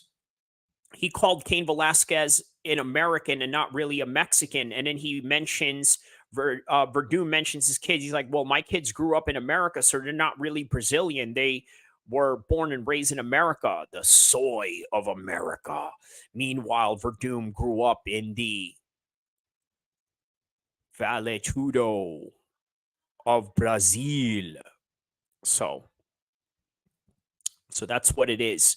So here we go. The favelas of Brazil. He came from Verdum, whereas his kids grew up in the comfort of America. Wanna be an American? All right. 35 years old, Demetrius Andrade, 26-year-old David Benavidez. They are about to commence now. Are they going to do a national anthem? That would be interesting. If I don't think they would. I mean, why would you need to? It's two Americans, but then if it's two Americans fighting, then I guess you only need to do one national anthem. Yeah, I always wonder why they don't do national anthems in the UFC. It's probably better that way, but who knows?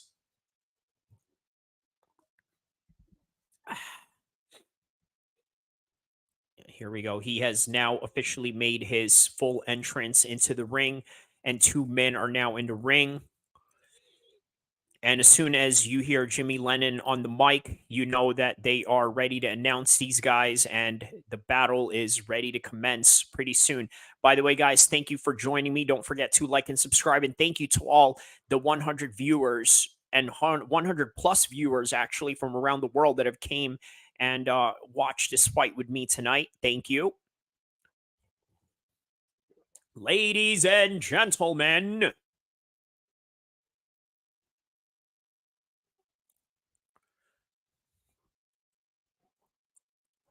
the featured bout of the evening. Showtime pay-per-view. By the way, guys, after the fight, I'm just going to tell you guys, full disclosure, I might do a different stream after the fight. I'm going to keep the stream running, obviously, just sort of milk it in a way. I might do a reaction video of some sort to see what is going on with some UFC and MMA news that's going on around. But for now, in the present time and moment, we have this right here. David Benavidez taking on Demetrius Andrade as Jimmy Lennon Jr. is announcing them into the fight with no national anthem. All right. So no national anthem. It's like a UFC card tonight, huh? Thomas Taylor is the referee of the matchup. So here we go. The main event of the evening. Super Middleweight Championship of the World. Around the world. Mandalay Bay at Resort in Las Vegas. It's showtime. Let's get ready to rumble. Or if you were Bruce Buffer, it's time. And then he would jump in the air and then he would fall because... All right, let's go. Let's go, Demetrius Andrade. To be honest, I want Demetrius Andrade to win. I'm not saying this out of biasness because I like him more than David Benavidez. I just want him to win because, look, he's the old dog that never really got his shot, right? And he's losing his prime as days goes on. He's not getting this opportunity. And quite frankly, David Benavidez right now is his Super Bowl WrestleMania fight. This is his Super Bowl UFC 300 World Cup fight right here. Okay? Whereas with Benavidez, if he was to lose, guess what? He could still come back. Demetrius Andrade, I see, is the type of guy that could upset Canelo and has the right style for it, especially after what I saw in the Bivol fight. So here we go. David Benavidez, the WBC interim super middleweight champion of the world. 167 pounds, 27-0, 23 knockouts. What do you guys think? You think I did that way better than Jimmy Lennon Jr.? What did my man here say? Let's go. Let's go, Demetrius and Drug. Go in for the dog. Go in for the dog. Let's make it happen. Go in for the dog?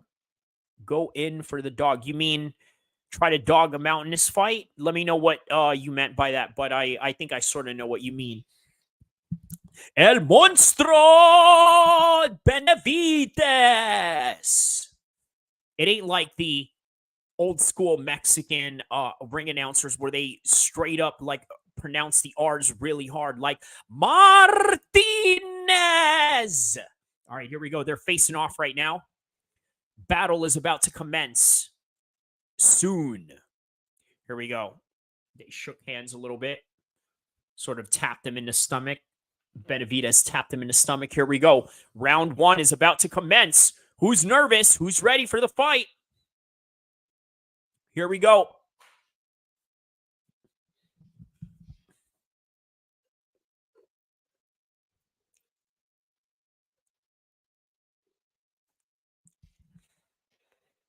Ready? Let's go. Jab, jab. Benavidez walking forward with the jab. Oh, big right hand misses.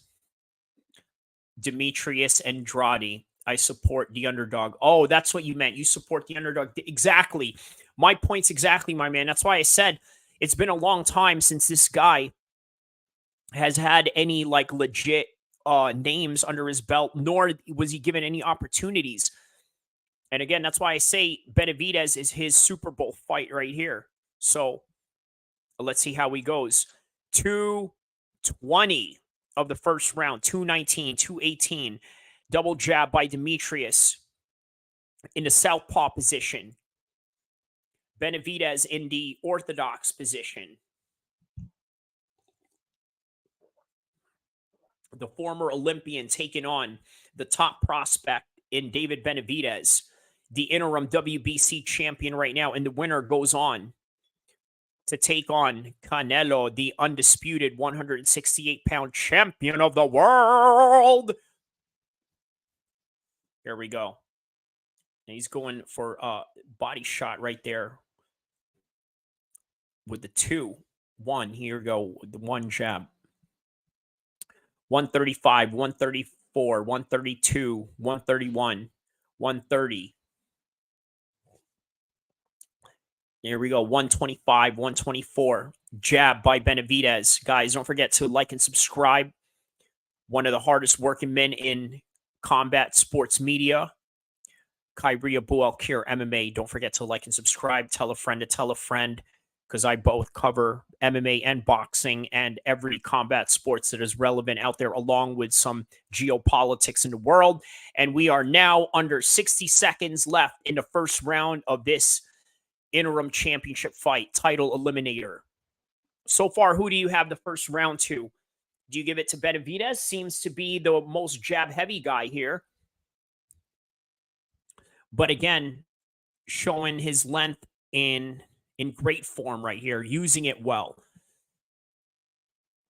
Whereas with Andrade, he seems to have a little bit of some trouble, I guess, manipulating the range that he usually finds where other fighters. See right here, he's clinched up right away. He doesn't usually clinch up this early with his opponents. Now we are at 20 seconds left into the first round. Now 10 seconds left into the first round. 9, 8, 7, 6, 5, 4, 3, 2, 1. Yeah, who are you giving? Man, you know what? I tell you what, that one right there could go either way. I would probably have to give that to... Who do I give that one to? I'm going to go with a 10-10 on that one. That's a draw round for me. Let me know what you guys think. I'm not saying that just to sit on the fence. It's literally like what I saw, right? The two guys are not really engaging as much, right? Obviously, it's a feel-out process, but in reality, Benavidez seems to be the one with the more successful jab in this exchange, so...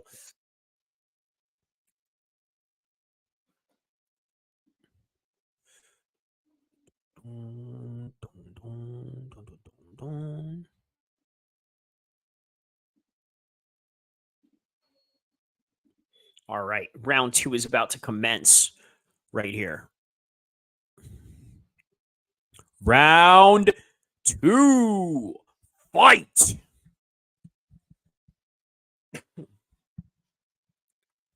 Here we go. Round 2, changing his levels. Demetrius going up and down. Combination from Demetrius. There it is. There's the technical prowess of Andrade right there. And then there's Benavidez sort of missing in those shots right there. 232, 231, 230. Oh, little spinning around while he's stuck in a wizard clinch position.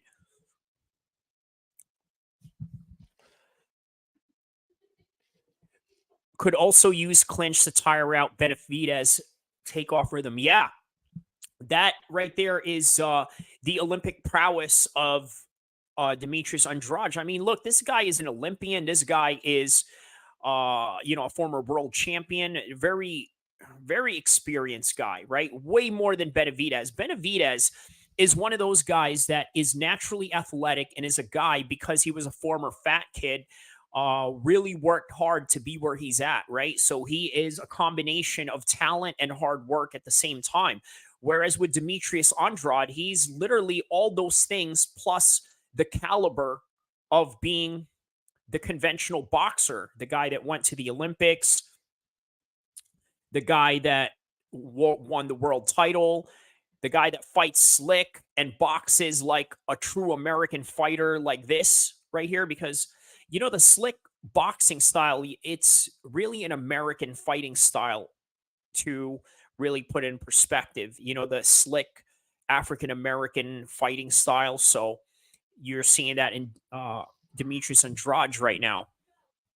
So 105, 104, 103, 102, 60 seconds left into the first round. Yeah, here we go. Yeah, that is quite surprising, right? He is doing a little bit of some inside fighting, but just like what my man here said, right? Could use the clinch to tire out Benavidez and take off his rhythm. So that's also another reason why he's going up close range. This is what you got to do to Benavidez. You got to take the fight to him. It's nice to do a little bit of this to sort of like offset him with some jabs to show that he is being schooled in the range positions. But in reality, you also got to tire Benavidez out, because if you don't, man, he's going to use that stamina that he has against you.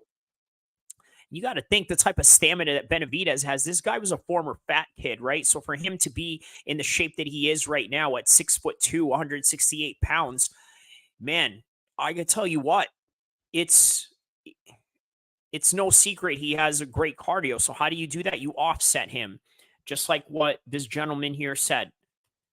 So shout outs to this gentleman. By the way, for you guys, if you have any intelligent comments to say or anything like that, please feel free to either correct me or to help me in terms of adding on to whatever it is that I'm saying, or just tell me that I'm complete BS and I don't know what I'm talking about. But yeah, either way, they're all welcome, because we all welcome constructive criticism here. No abusive talk, no foul language. Well, foul language, that's your choice, not mine. I don't really like to use foul language. I don't mind other people using it. But nonetheless, this is this is a community of combat sports, and it's what we love and why we share the same interest. And now, in the same interest of the third round, let's see. How would you describe the UK European style of boxing in comparison to the American style? So that's a good question, right? Well, I would say that the British style is a lot like the American style nowadays, because if you notice, a lot of the UK guys, especially from dating back to Prince Nassim, have fought a lot more elusive, a lot more footwork heavy and whatnot, which, by the way, is a very American style, right? Now, if you want to talk about European style, the Eastern European style is a lot more conventional, less footwork heavy, more plotty in a way, right? You relies a lot more on, let's say, flat-footed stances, as opposed to, let's say, the American style that, well, really prides itself on creativity. Even on the wrestling side, you look at Khabib, right? He was clowning DC because, well, not DC, I think his son or one of the kids that was an AKA, because they were sort of adding a little bit of flair into the footwork that they were doing into wrestling. And by the way, these guys were doing wrestling, right? So Khabib was like, man, you know what? I don't like all this, right? Well, that's because he comes from an Eastern European style, and they don't really understand how to apply art into fighting, right? I mean, obviously, fighting is an aggressive thing, but sometimes it can look like a very beautiful thing if you have the right elusive footwork to make it seem that way. So here we are, third round, 125, 124 of the third round of this championship fight. Don't forget to like and subscribe, guys. Don't forget to share, tell a friend to tell a friend, so we can spread this channel to be the biggest combat sports channel there is out there, inshallah. Here we go. 108, 107, 106 of the third round. 1 minute. 59, 57, 56, 55, 54, 53. 51, 49. It's now Benavidez sort of connecting on some of these shots right here. Oh, big right hand. See, now this is where you don't want Benavidez to be all over you, to be jumping on you like this. Now 30 seconds left into the third round. Reminds me a lot of like Nick Diaz in his younger days, right? When he just walks up on you and just starts throwing bombs at you slowly, but yet you can still feel it, even with the slow shots, which, by the way, is a boxing moniker in what they do. So body shot combination by Andrade right there. Double combination by Andrade. Flurry right there. All right, and that is the end of round number 3. Yeah, that one I'd have to give to Benavidez. You could argue 1 or 2, or maybe even a draw in the first round with Andrade and Benavidez. But man, I 100% give it to Benavidez in this third round right here. Let me know if you guys have a different opinion on that. But obviously, yeah, I have Andrade for the first 2 rounds. I mean, the first round is quite debatable, but yeah.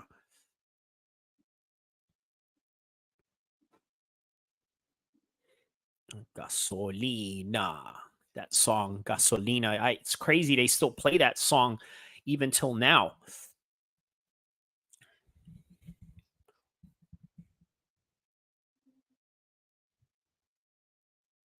All right, we are at round number 4 of this championship title eliminator. It's a title eliminator and a championship at the same time. Only in boxing you can get that. 253, 252, 251, 250, 249 of the 4th round.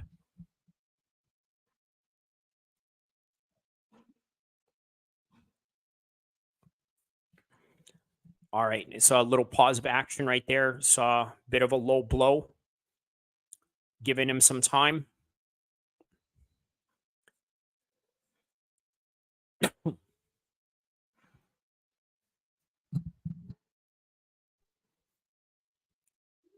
All right, they're ready.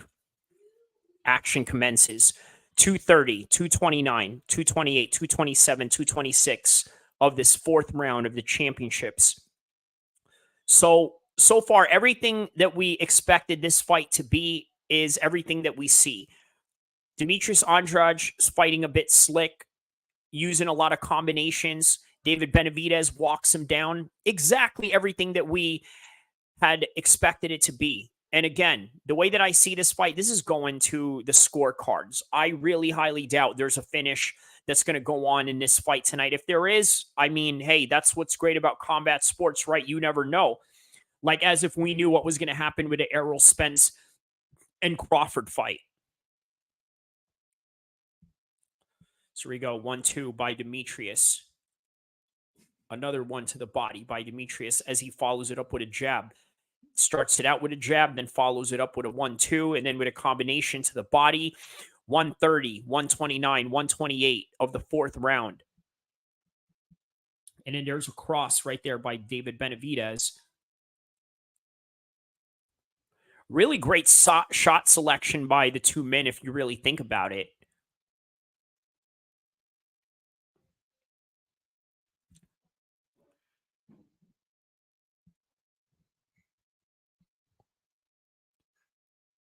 Oh.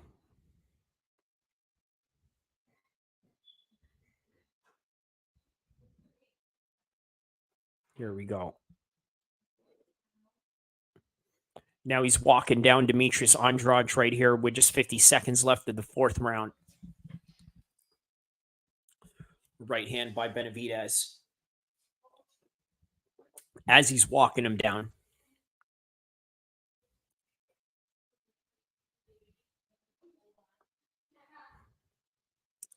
Now 30 seconds left.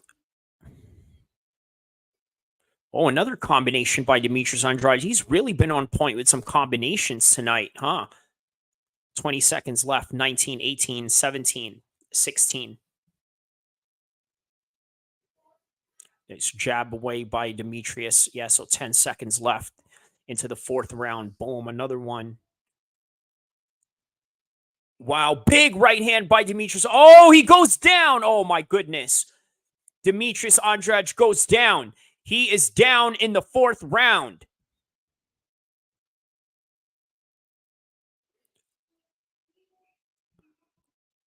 I don't think I've ever seen Demetrius Andrade be knocked down. Could you believe that? He's never been knocked down ever. Let me know if you guys have ever seen this guy knocked down in his whole entire career. I've never seen such thing. And if you guys seen such thing, you let me know, but I highly doubt it. I highly doubt that he's ever been knocked down, which, by the way, is what makes this really exciting, that in and of itself. So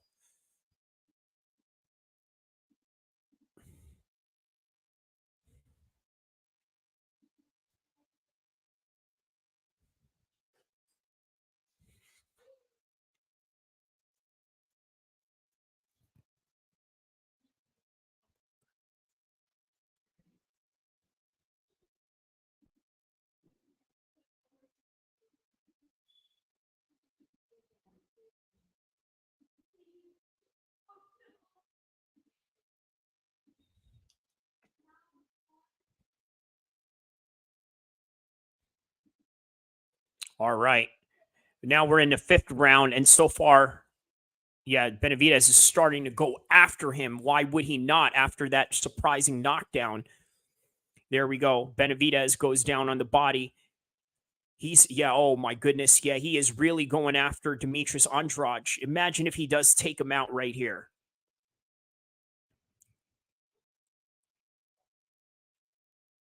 Wow. Wow, this is, oh wow. Yeah, he is definitely going for the finish right now. He is about to finish Demetrius Andrade.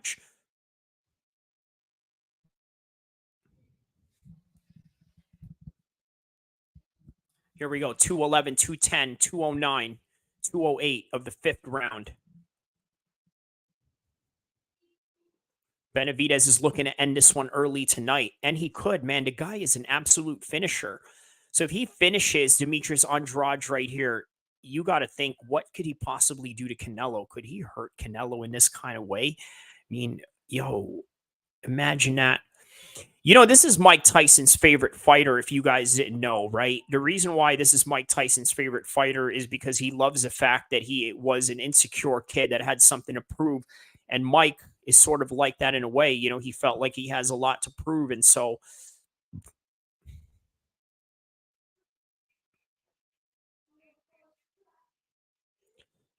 yeah, Andrade is in serious trouble right now. Oh, my God.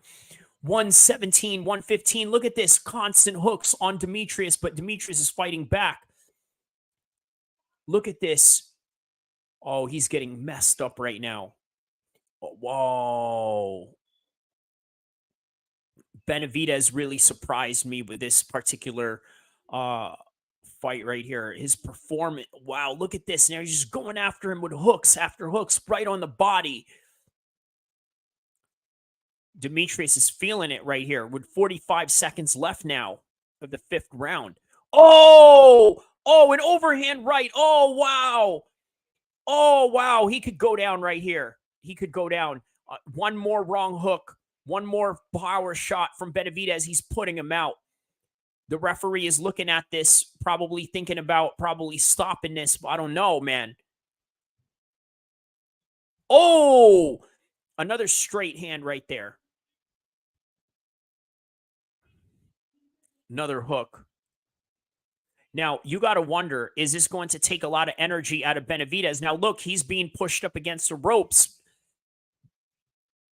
Here we go. Now they're just trading shots at each other.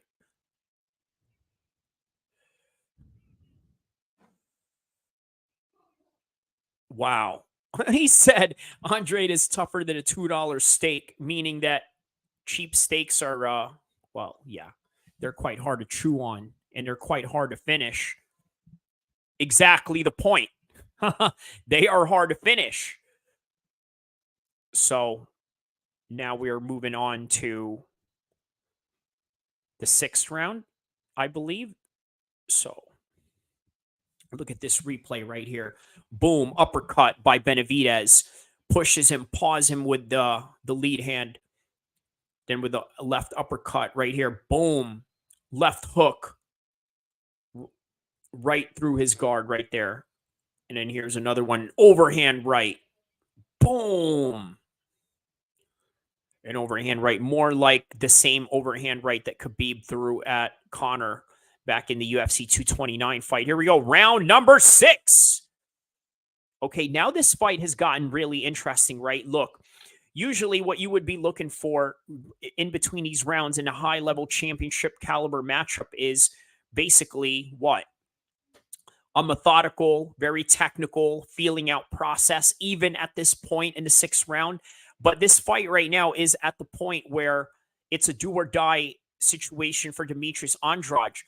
Now, if I could be in the mind of Demetrius Andrade right now, this is what I would be thinking, right? I would be thinking, you know what? This is my last shot.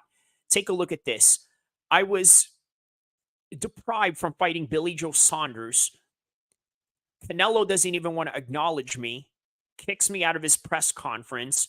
Nobody wants to give me a big marquee fight. I'm a former world champion, but not having a real big payday. And this guy right here in front of me is the biggest name that I could possibly fight up until this point. I got to win this. So keep that in mind and everything that I just said as this fight is going on while we're watching Demetrius Andrade try to survive this young lion of a thing of David Benavidez, just hitting him with some hooks and some power shots in a continuous manner in ways that I've never seen anybody do to Demetrius Andrade. Now, if you've ever seen this from Demetrius Andrade in any way, let me know. Let me know if you've ever seen anyone do this to him. This really shows how special David Benavidez can be. So here we go. 1-2. 1-2 by David Benavidez right there.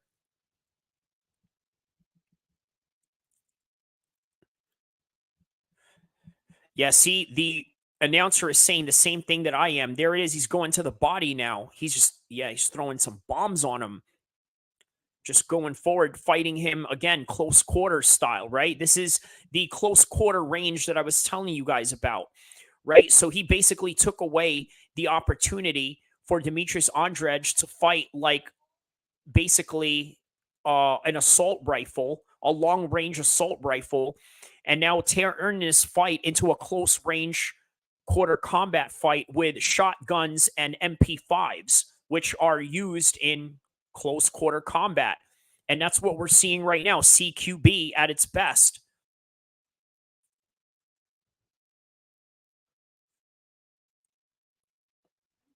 Ooh, hooks and some combinations by Demetrius Andrade. That's the mentality I was telling you guys about. This is my last chance.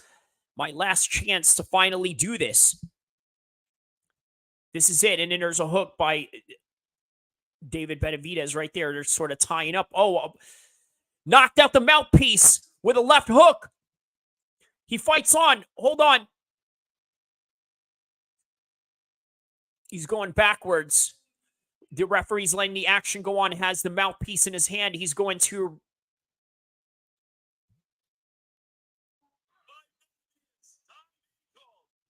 Time being called. All right. Sort of saved by the bell in that one right there. Sort of saved by the bell. 7 seconds left. 5 seconds.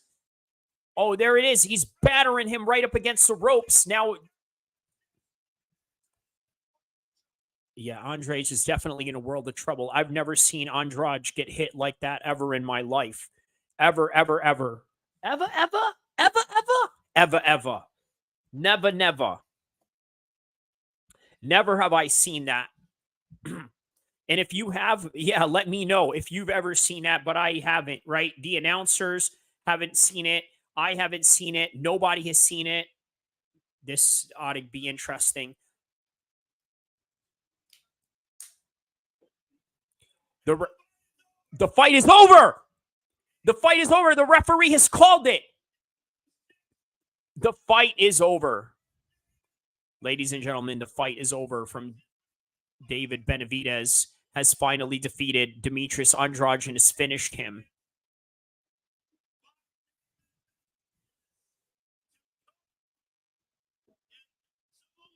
He was not able to answer the call. What did you guys think of that fight? What an amazing fight, right? Really, really, really amazing. I really enjoyed that fight.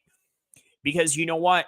I really thought Demetrius Andrade was going to win that by technicality. We always go with the technical guy, the guy that has more of the slick boxing skills. But you know what? What David Benavidez has going on is unbelievable power that is hard to measure by any stretch of the imagination. And guess what? We just saw that in live time of his talent. And not only that, his ceiling.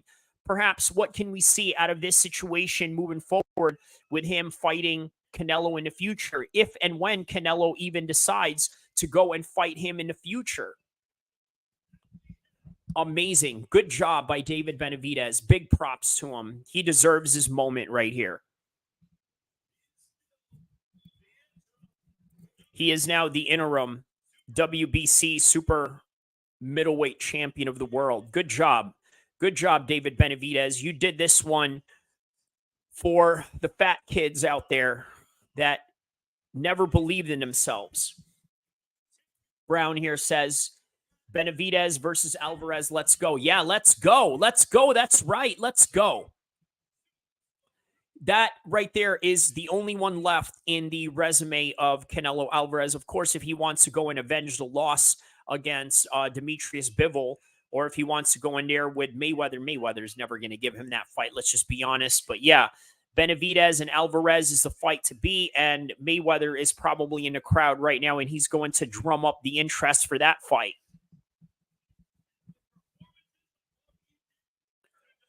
Great performance tonight by David Benavidez.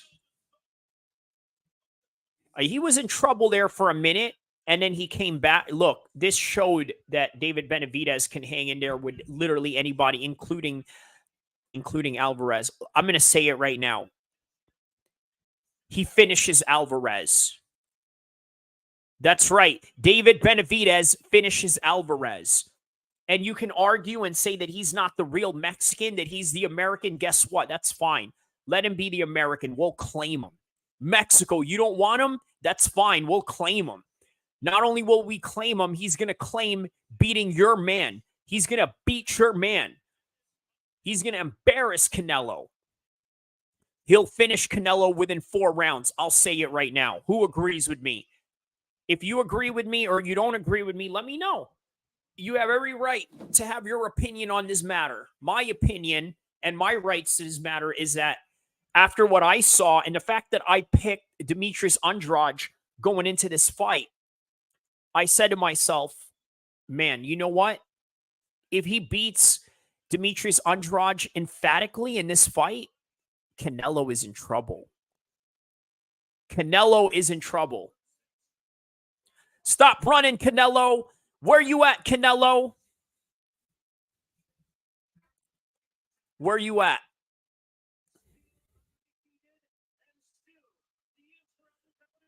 The interim WBC champion of the world, David Benavidez, the man who's going to beat the Mexican American who's going to beat the Mexican. USA, USA, USA. For all the fat kids in the world out there that have ever been picked on, David Benavidez says this one is for you. And here comes Brian Campbell of Morning Combat. Boy, does he have a show that he's got a lot to talk about with this experience. Benavidez finishes him? I think so, man. I think so. I think he finishes him with him in 4 rounds. After what I just saw tonight, that's where I'm at with that. But I got to tell you what, Canelo dodged a bullet on this one. At the same time, I also think Canelo would have probably laid out Demetrius Andrade too.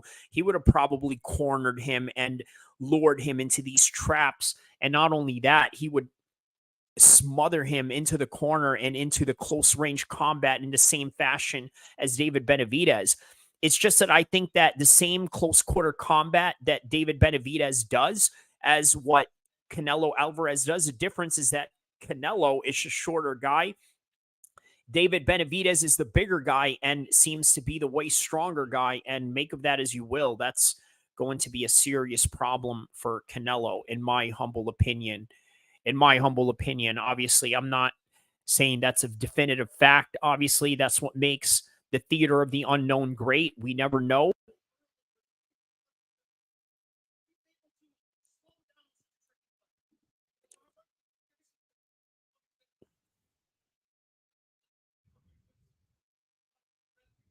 Yeah, he said, you think I'm flat-footed, I have no defense. Yeah, I thought that too. And then, well, you showed differently, Mr. David Benavidez. Good job, my man. Good job.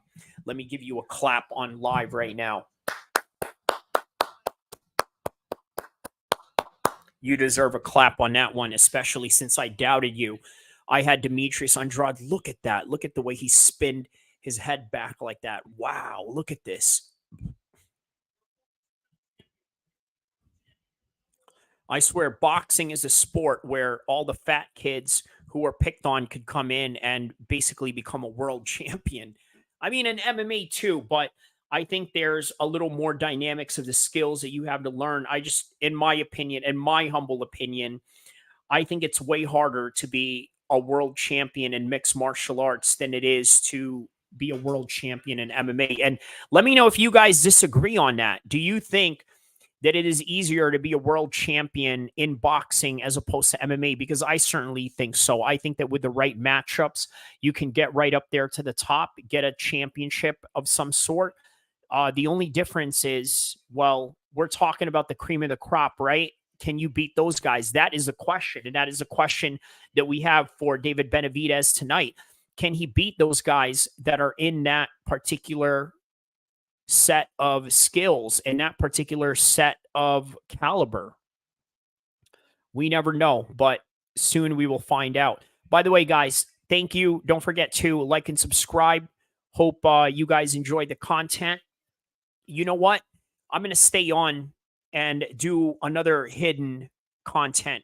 What do I mean by a hidden content? You guys ever bought CDs back in the days where they had like a hidden song at the end of, like, let's say the last track? Well, this is sort of what I'm going to offer you guys. I'm going to offer you a hidden track bonus content. So what I'm going to do is I'm going to watch the post-fight interviews of what is going on right now. I'm going to play you guys a video in one of my collections, and I will be right back, and we will continue on with the stream for the rest of the night. If and when, how long, whatever possible, we'll do the damn thing out here, all right?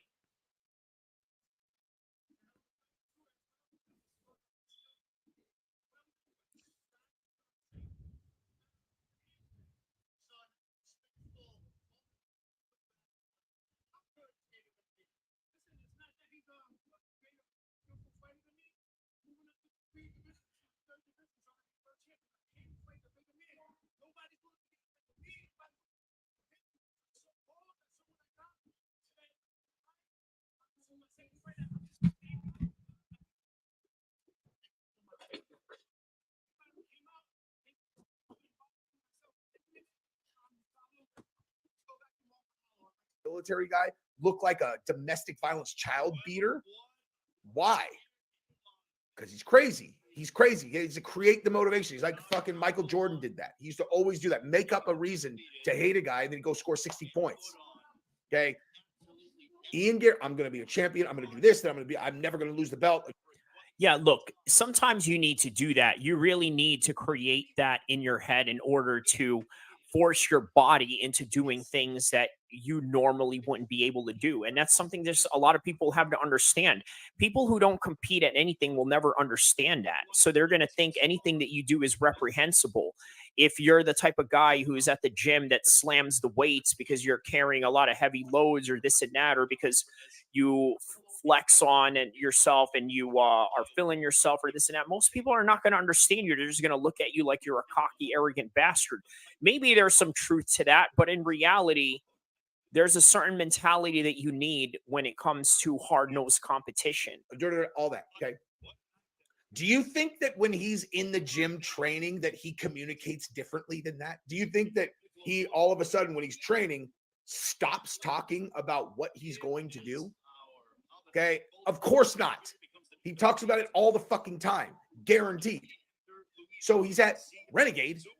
He's at a training camp where the welterweight champion is, and you got this young buck constantly fucking yapping about how he's going to be world champion and how when he wins, he's never going to lose. And the world champion is right there. And they're like, okay, well, Leon Edwards is trying to never lose. You know what I mean? Leon Edwards is trying to never lose. Why on earth would you want So once again, what you see out of this is literally just a John Jones and a Rashad Evans situation. A TJ Dillashaw and Cody Garbrandt situation going on. You know, during those days, I never would have imagined that somewhere down the road, you would experience seeing guys that were training partners all of a sudden just become absolute enemies, right? I mean, I look, the Muay Thai gyms that I trained at back in, the early 2010s and whatnot, they were the type of gyms that, well, they didn't want you to go out and fight your own guys or anything like that. Like, let's say if we went out on, on national or domestic tournaments or something like that, the crew, or that's what they call it in Muay Thai, the crew, which is a sensei, the sensei or the crew would say something to the extent of, well, I don't want you guys to fight each other. Even if we have to, somehow run across each other in a bracket or something, we'll just, you create some kind of a situation where you don't have to fight each other or something to that extent. But nowadays, it's very common and it's compelling. It actually creates a good storyline. Young up and comer constantly barking about how he's coming for the title, coming for the title, coming for the title. And he's like, and Ian Gary's like, it's just because he's insecure. It's like, no, it's because you're coming in and saying you're going to take what's his every fucking time that you're in the building. You won't shut the fuck up about what you're going to do. Again, I'm not knocking Ian Gary for that. I think that things you say out loud end up being real. I am going to. And again, this is why guys who are great at whatever it is that they do, they're never going to have real friends, at least within the business and the industry that they are in. Because guess what? Everyone around you is a competition. And if you're a type A personality and you have to deal with a person like that, I mean, you're not going to be the most liked, are you? To have the biggest show in the world. I'm not talking about mixed martial arts. I'm going to expand well beyond martial arts, and that starts in 2024, and I'm going to have one of the biggest shows in the world. I've said it a million times. I've always said it. I continue to say it. It'll happen. Ian Gary, I'm going to be a world champion. I am going to win the title. I am never going to lose it. I'm not saying he's never going to lose, but you get the point. You say things, you believe them, do the work, the things happen. But if you're going to be training in the fucking gym of the guy who currently holds the belt that you are trying to beat, or you're trying to get, and you're constantly talking about how you're going to take, yeah, of course, they're going to be like, dude, look, you're a great fighter, fun training partner, get the fuck out of here, man. Because Ian Gary's story about how he got kicked out of the other gym makes perfect sense. He signed an agreement that he didn't feel that he felt he had signed under duress. And then they're like, oh, you give us this money. He's like, I'm not giving you money. And they're like, get the fuck out. That makes perfect sense. That's Ian Gary's story about why he got kicked out of the other gym, right? And the Renegade one, I will peel, you know what I mean? Like, here's what's actually happening at Renegade. He's talking about being the champion constantly. Leon Edwards is the current champion. Leon Edwards is a quiet guy. He's not like a big, yeah. You can't have it. It's that simple. You can't have it. Can't have a guy saying he's going to take the fucking champion shit every time that he's there. Simple. Anyway, that's what I got. Love you guys. I will put that uncensored version out at some point. Love you guys. All right. So my little reaction to that Jesse on Fire video. Again, he says a lot of things in that video. There wasn't really a lot that you could really take from it. Okay, what can we take from Ian Gary's wife's situation? We know what it is. It's a nutritionist who was the ex-husband of his wife, and he changed his name because of the fact that, well, there's kids involved and they don't want to confuse them in any way. But obviously, from our own Islamic standards and the way that we look at that, you're actually creating more confusion. But that's neither here or there. You live your own life. You're a great fighter. You seem to know what you're doing, at least on the fighting side, maybe not on the personal side of things, but that's what it is. Either way, the other thing they want to talk about is Ian Gary's situation at Renegade's gym. Again, standard. Nothing really out of the ordinary that most people don't do anyway. What do most people do? They get into fights, and there are other fighters that are in the same weight class as you in there. And lo and behold, you guys make it all the way to the top, and you're in a situation where you guys have to fight each other or talk about fighting each other in the case of Marab and Aljo. And, well, the ones that actually came to fruition is what? The ones that I just mentioned: Cody Garbrandt, TJ Dillashaw, Rashad Evans, John Jones.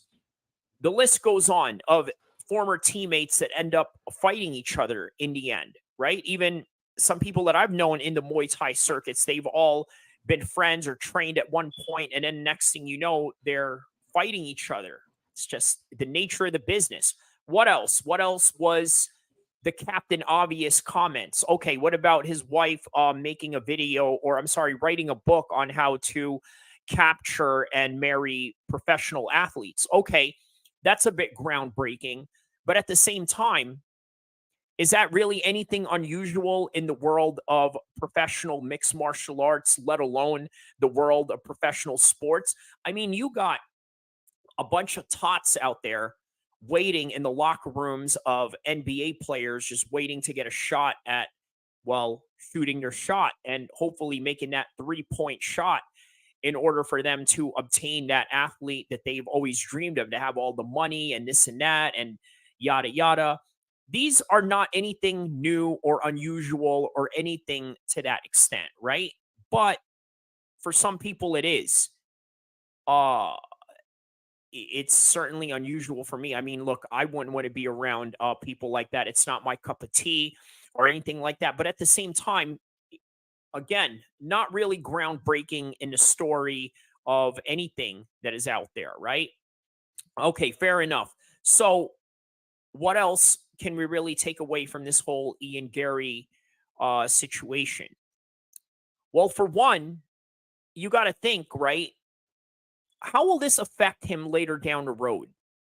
Because right now, the way that everything is playing out, it seems like everything is going good. He's undefeated. He has the right mindset to be a champion, to have this mindset of, I guess, putting it out there in the universe, sort of like The Secret, what Conor McGregor always talks about, how uh, putting things into fruition, right? Putting things into a light where you talk about it and then you manifest it. All these positive jargons that all these motivational speakers talk about online.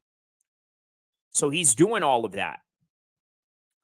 But when it all goes wrong, and it usually does, especially in a dangerous sport like this, you can best believe that they're going to start looking at, well, you know what? This is what we're going to do. We're going to criticize you for this.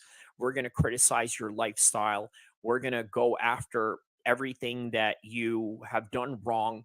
And we're going to correlate it to why you are losing. Now, imagine he goes in there against Luque and gets slept. Guess what? All of this is going to come back to haunt him because that's just how the world of combat sports is. Neil Magny, they're going to look back at that and say, oh, well, you're an absolute a-hole because look at what Jesse said. I mean, he's right? Neil Magny is a former Army infantryman, basically a hero to some people, maybe a colonizer to some people, but that's neither here or there.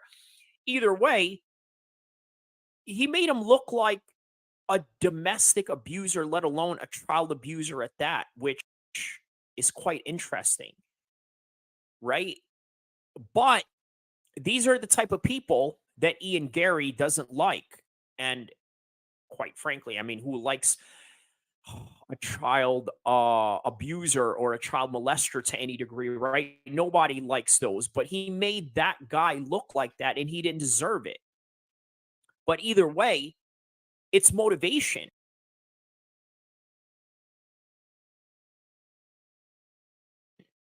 I got to tell you, when I saw that fight with Neil Magny, I got to tell you what I was thinking in my head.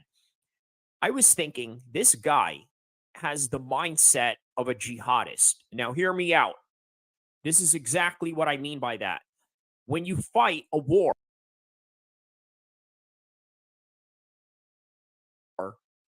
or no matter what side you're on, you need to have a certain amount of motivation. And quite frankly,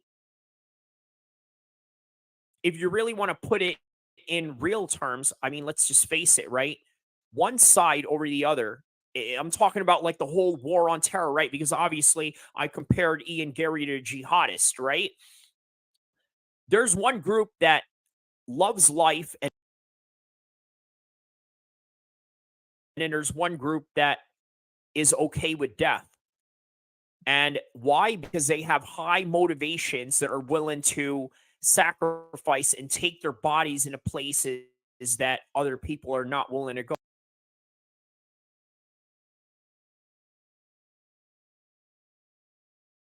Metaphorically speaking, that's where Ian Gary was at. He motivated his mind to actually believe that this guy, Neil Magny, is the worst human being on earth. And because of that, well, it led to the performance that we saw.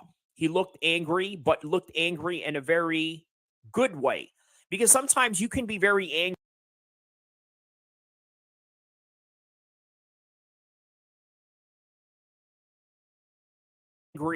and you end up messing up, like Jose Aldo when he fought Conor McGregor. Why did he get knocked out so quickly? Well, because he came in there way too angry, way too pissed off, and then he overcommitted. overcommitted to the point where he missed out on his defense and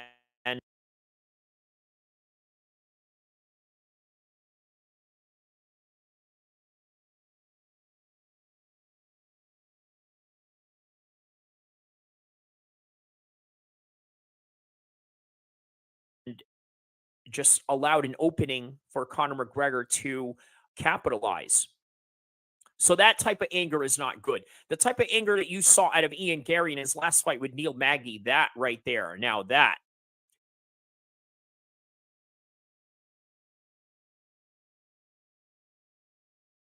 is a type of anger that you need that is, well, very focused and very deliberate in the attempts that you're trying to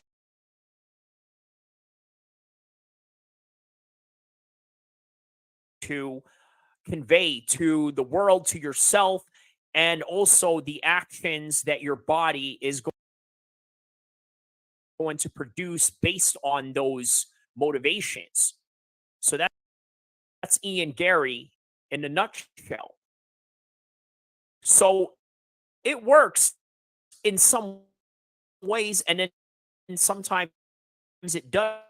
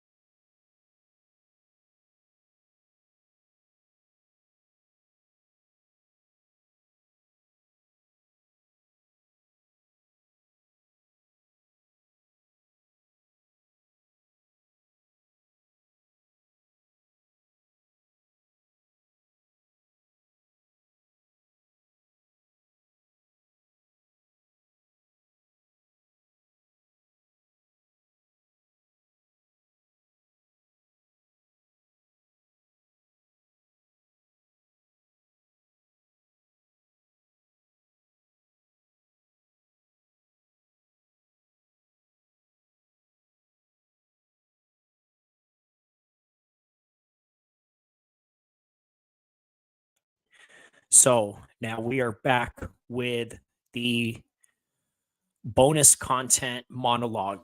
I'm basically going to make a monologue as the bonus content to end this right here. So I will mark this down on the screen right here, and I will start with the monologue. Hold on just a second.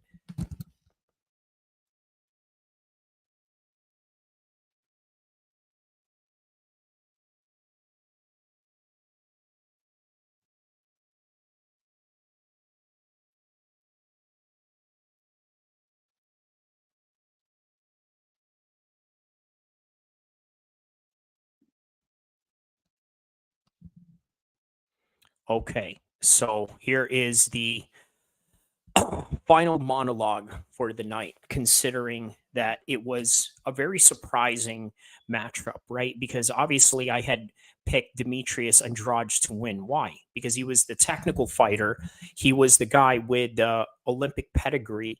So everything seemed like it was going in his direction. Obviously, David Benavidez was the bigger guy, not much bigger.